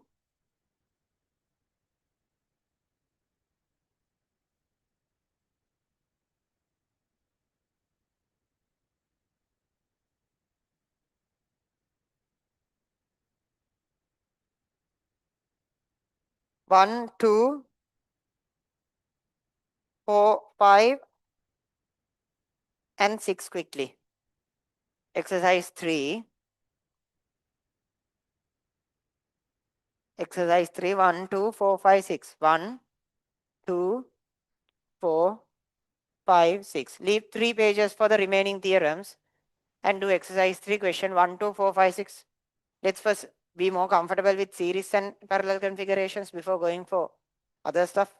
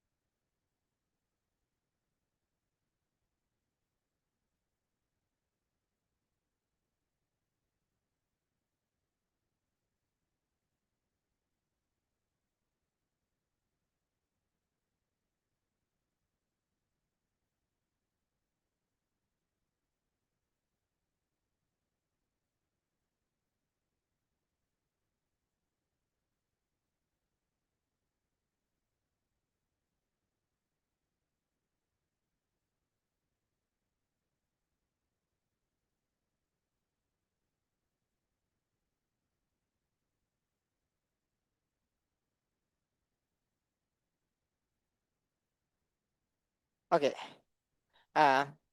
So like some conclusions you can make to make your life easy. Okay. That means if this is R, if this is R, and if this is R, it becomes just 3R, right? It just becomes 3R. I mean, if this is R, if this is R, and if this is R, okay, it becomes 1 over R dash resultant equals 1 over R, 1 over R, and 1 over R, which makes 3 over R, which makes 3 over R. So R dash equals R over 3. Clear? So when series, equal resistors, when series, it becomes NR. Equal resistors when parallel, it becomes R over N. Clear? It becomes R over N. These kind of small stuff like you can figure out, right? So and equations for two parallel resistors, R1, R2, 1 over R equals 1 over R1 plus 1 over R2, which gives you R1 plus R2 over R1 R2 equals 1 over R. So 1 R equals R1 R2 over R1 plus R2. Directly use this stuff, okay? For two resistors parallel, it's quite convenient to write this directly, right? Okay. So some simple conclusions you can already bring, okay, to make your life easy. Otherwise, in A levels, they sometimes give very large or complex resistor networks. If you have to write always 1 over R dash equals 1 over R, 1 over R, 1 over R2, it's just a lot of work, right? So make your own conclusions like this. Again, like if I get something like this is 4, this is 8, and this is 2. Okay. I would write this as uh,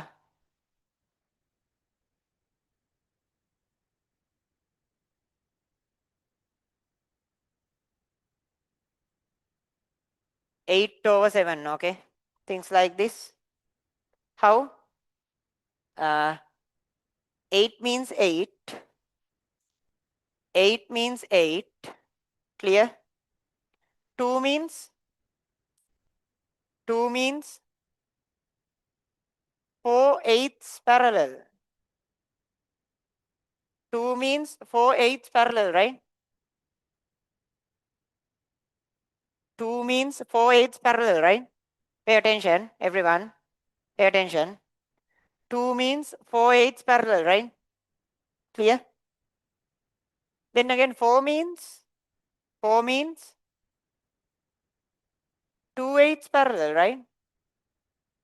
2 eighths parallel. 2 eighths parallel, you get 4, right? 4 eighths parallel, you get 2, right? So it's all together 1, 2, 3, 4, 5, 6, 7, 8 parallel. 8 over 7. Like that, like make your own ways of doing the calculations, okay? Otherwise, it just wastes a lot of time, okay? Make your own small conclusions, okay? This is how I solve if I see something like this. This is how I solve if I see something like this, okay? Like that, on top of this, make your own ways of doing the handling the questions, okay? Clear? You don't have to write always 1 over R equals 1 over R1 plus 1 over R2 plus 1 over R3. They don't check for such steps in A levels, okay? If you have a huge network, if you can write the answer, still they expect that, okay? They accept that answer, okay? You always don't have to write proper equations and steps, okay? They actually don't check for a lot of steps in A-level current electricity questions, okay? So skip as many steps as possible, okay? Current electricity වල පුළුවන් තරම් steps පන්නන්න, okay? පුළුවන් තරම් steps පන්නලා උත්තර වලට යන්න.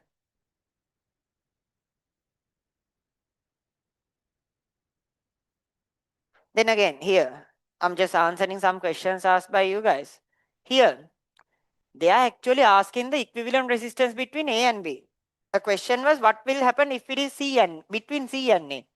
What will happen if it is between C and B? That's not the question. They gave only A and B. They asked the equivalent resistance between A and B. ඒගොල්ලෝ ඇහුවේ A සහ B අතර ප්‍රතිරෝධය. C is just an internal point of the circuit. C is just an internal point of the circuit which I doesn't know properly. So I give it a name. Okay. So don't try to find the equivalent between C and B. Nobody asked for that. Okay. Don't try to find the equivalent between C and A. No, that's not the question. Question is between A and B. C is just an inside point. You may have sometimes in questions 5-6 inside points. They are just helping you with the final answer. You don't have to care a lot about them. Okay. They are just helping you in creating the diagram. Okay. When you create the diagram like this, you can forget C, right? When you convert the diagram to this one, then you can forget C. එතනින් පස්සේ C එකෙන් වැඩක් නැහැ නේ. So C, D, E, F, there may be thousands of internal points which support you to go to the final answer. But don't care a lot about them, okay? Just use them to draw the diagram, that's all. Okay? පින්තූරය අඳින්න විතරක් ඒගොල්ලෝම පාවිච්චි කරන්නේ.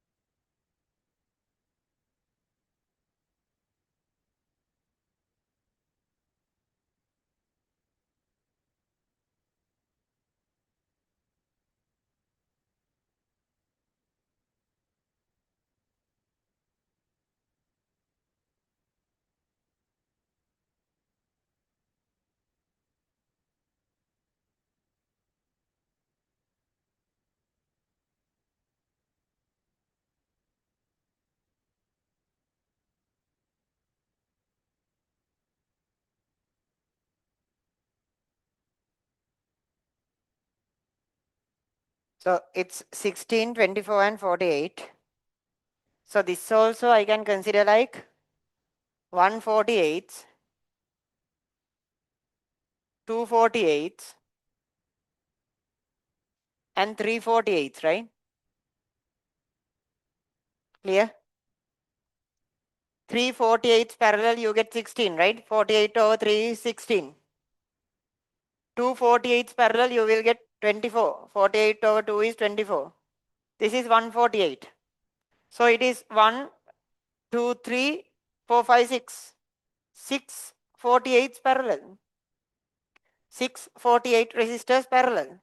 So what is the final answer? If it is 6 48 resistors parallel, 48 over 6, which is 8 ohms, right? Clear?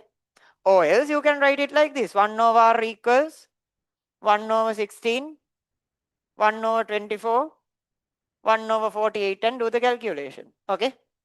This is also a valid answer. Clear? But this is quite straightforward, right? Clear? This is also a valid answer. මේකත් හරි. තේරුණා?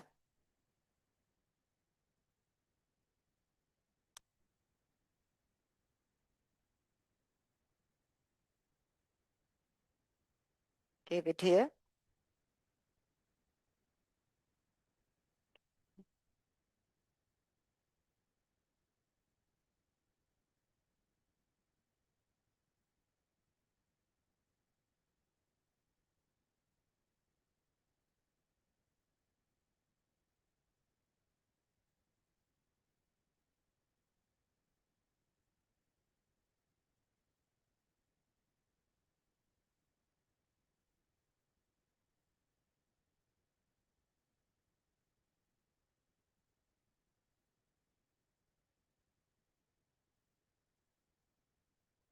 Okay, here. 8 and 4, 12. 8යි 4යි ශ්‍රේණිගතයිනේ. 8 and 4 series, 12. Here 6 and 6. 6 and 6 parallel gives you 3, right? 6 and 6 parallel gives you 3, right? 6 දෙකක් සමාන්තරගත එන්නේ 3නේ. Then what is the resultant? 15, right? Resultant is 15 ohms. Fourth one.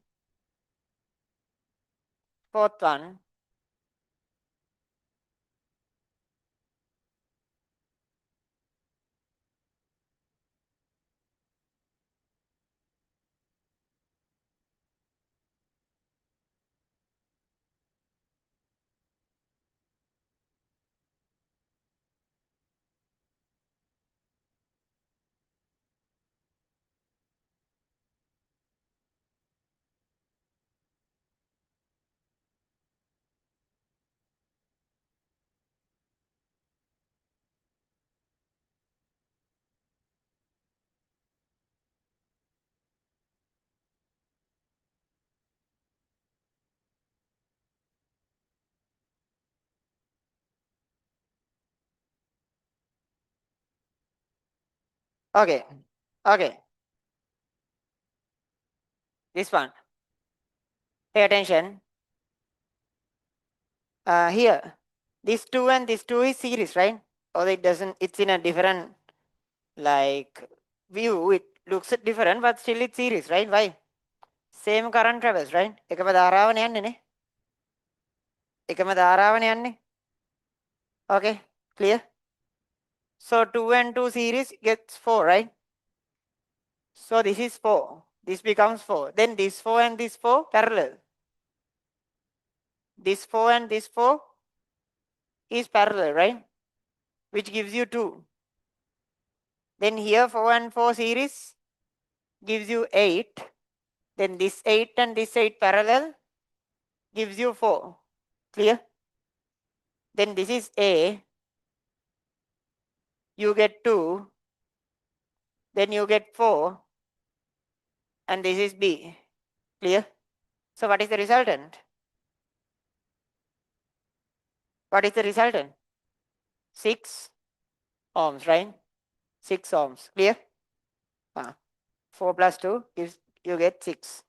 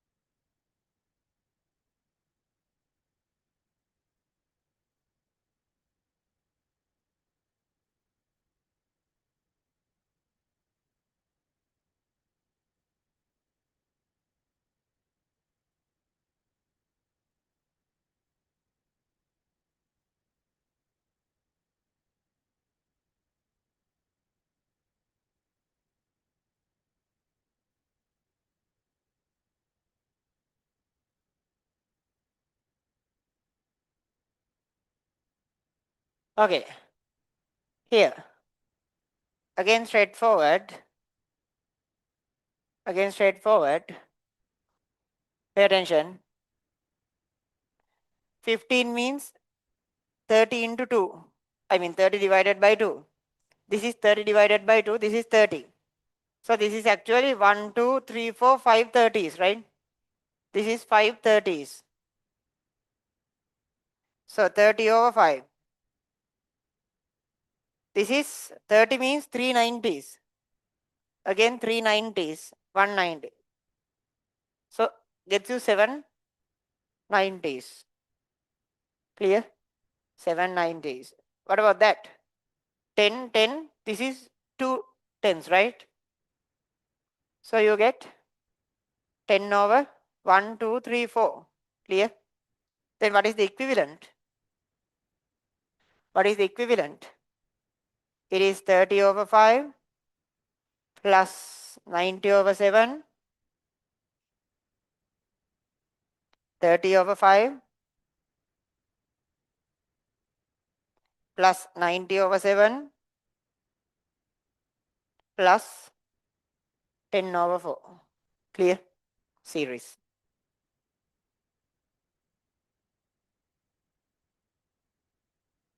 Six.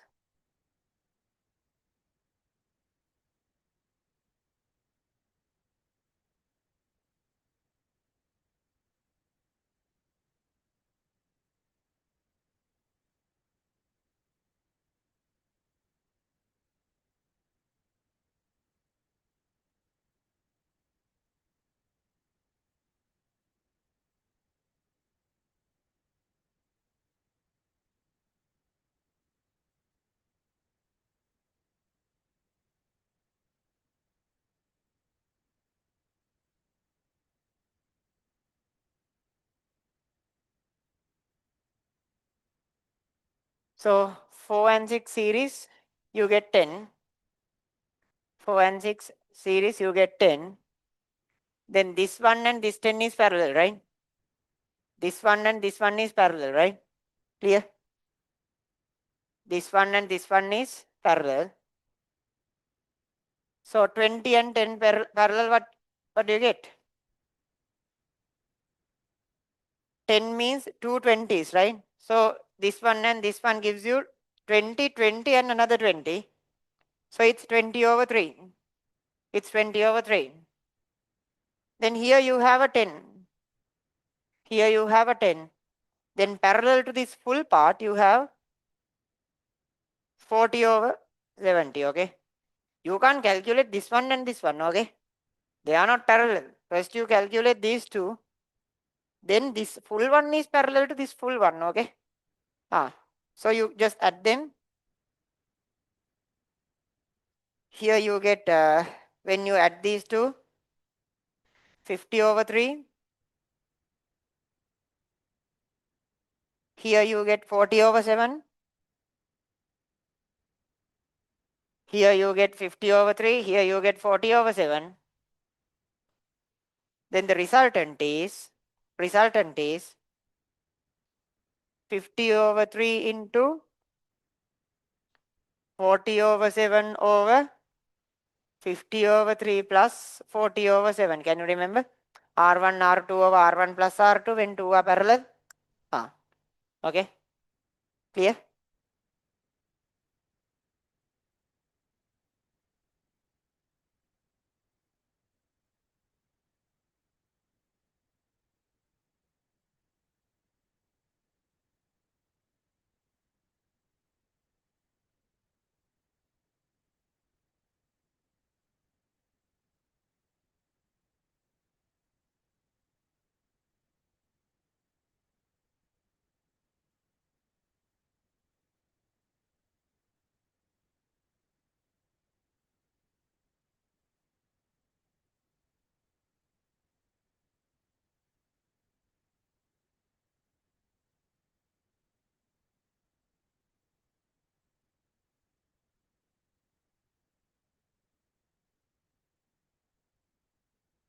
Okay, back to the knot. Let's return to the knot. Write this down if you had to write anything.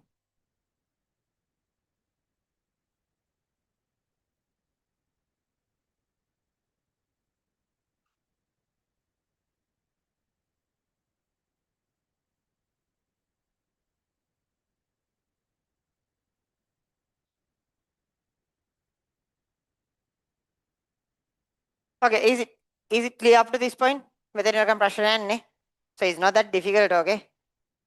Current electricity lesson is not that difficult, like in many scenarios, but even the second year students find current electricity hard because like that's when people start accelerating the syllabus, okay? Usually we go really slow, like 99% of the classes in the country go really slow until the beginning of current electricity. Then you have like 3 months left. Then you have to start accelerating. So due to the acceleration and the higher speed, that's why students find current electricity hard. Otherwise, this is not a difficult lesson. Okay, this is quite easy. Okay, this is an extremely easy question. I mean, even if you like, there are 3 lessons for us to finish: current, electricity, electronics, and matter and radiation.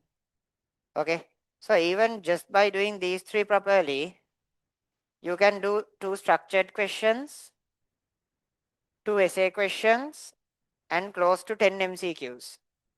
Okay, so I mean, just by the remaining 3 lessons, you can collect like 30-40 marks for your paper. Okay, you can collect like 30 marks at least for your paper. It's a large amount. Okay, for 3 lessons, it's 30 marks. It's a huge amount. Okay, because it's easy to gain marks from these lessons because nobody learns them properly because you're out of time when you start learning them. Majority of the country, lot of mass classes, you're out of time, so students have to rush through these areas, so they are not really good in these areas, so they don't make the questions very hard, so you can easily collect some marks. Okay, so these 3 lessons that we have to finish, we only have 3 lessons to finish. Although it's a very small amount, it contains 30 marks if you need. Okay, clear? More than 30. Why? 2 structured means you can't skip. 2 essays you can do. 2 essays you can do. And matter and radiation and electronics essay questions are one of the easiest. Okay, then 10 MCQs. It's a lot of marks. Okay, more than 30 actually. Clear? Ah, you don't have to choose the mechanics essay question and go through that trouble. Okay, why? Everyone's good at mechanics. Okay, you learn like mechanics for like 15 months, all the students in the country. So everyone can manage mechanics. So mechanics question is hard. It's anyways hard. So don't try to choose the mechanics question. Okay, let's go for essay questions like this. Okay. Ah, so another theory, Wheatstone Bridge. Wheatstone Bridge. Wheatstone Setu Paripata. Wheatstone Bridge. Third one. Yeah. 1, 2. The third point in your, I mean, write in your book. The in the note we start writing in the book. Go to the third point. Can you remember? First point was neglecting resistors. Second point was short circuit. Third point is Wheatstone Bridge. Wheatstone Bridge. Wheatstone Setu Paripata. Wheatstone Bridge. Even I can't remember the spelling, so go home and figure that out. Just search and figure that out. Wheatstone Bridge. Wheatstone Setu Paripata. There's a H and all, okay? W, H, E, I can't remember. STON or something like that. You need me to tell the spellings?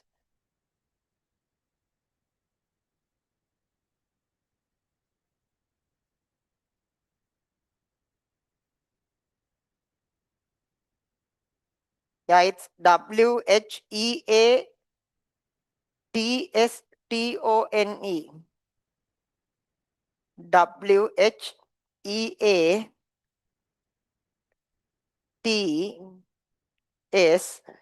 WHEATSTONE. Bridge. Sinhala නම් Winston. ලොකු අවුලක් නැහැනේ. Winston Bridge. So what is this? Some circuits hold. Some circuits looks like this.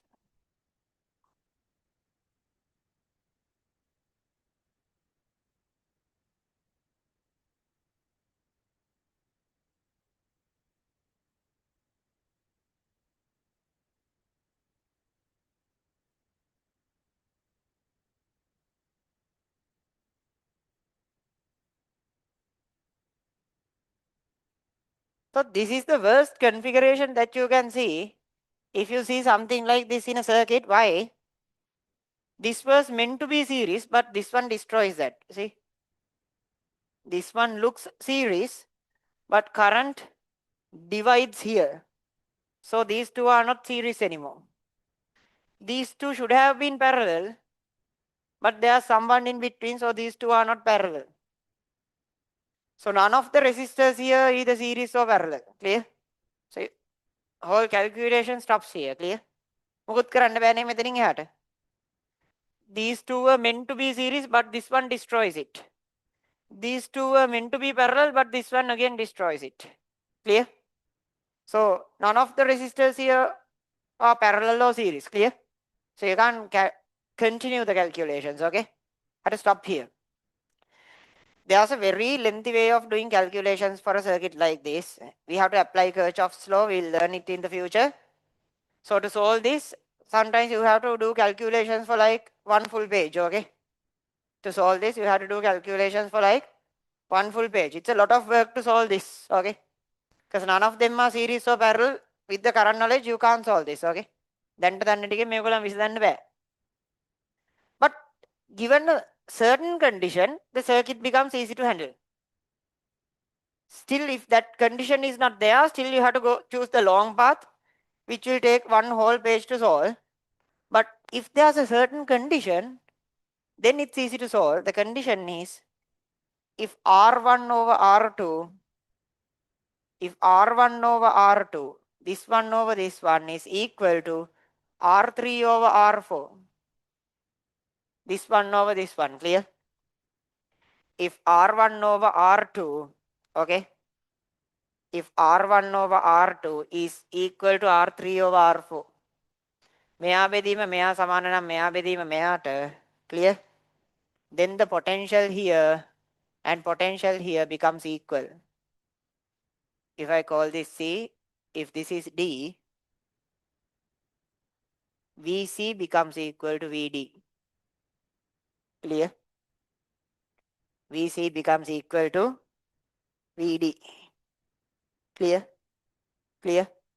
If this one over this one is equal to this one over this one, VC becomes equal to VD. That means this resistor will not feel any potential difference, right? This resistor will not feel any potential difference. Then you can, if a resistor doesn't feel any potential difference, that resistor is useless because no current will flow through that resistor. So you can just remove that resistor.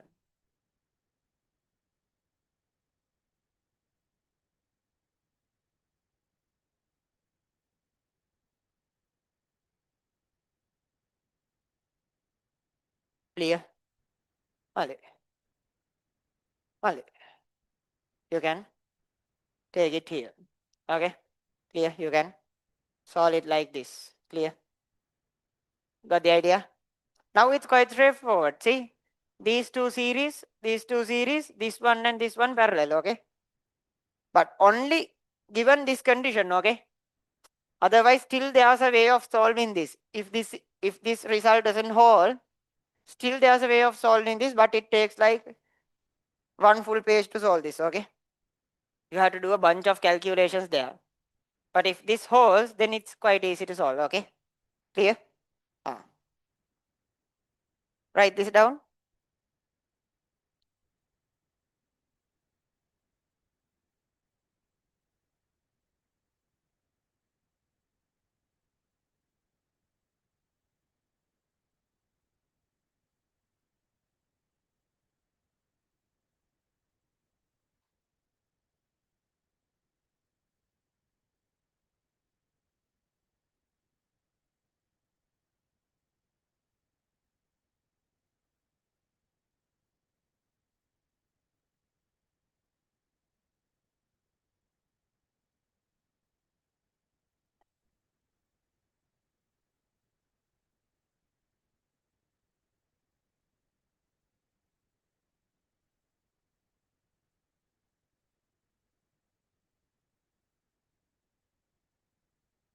Okay. So it will not always look like this, okay? It will not always look like this.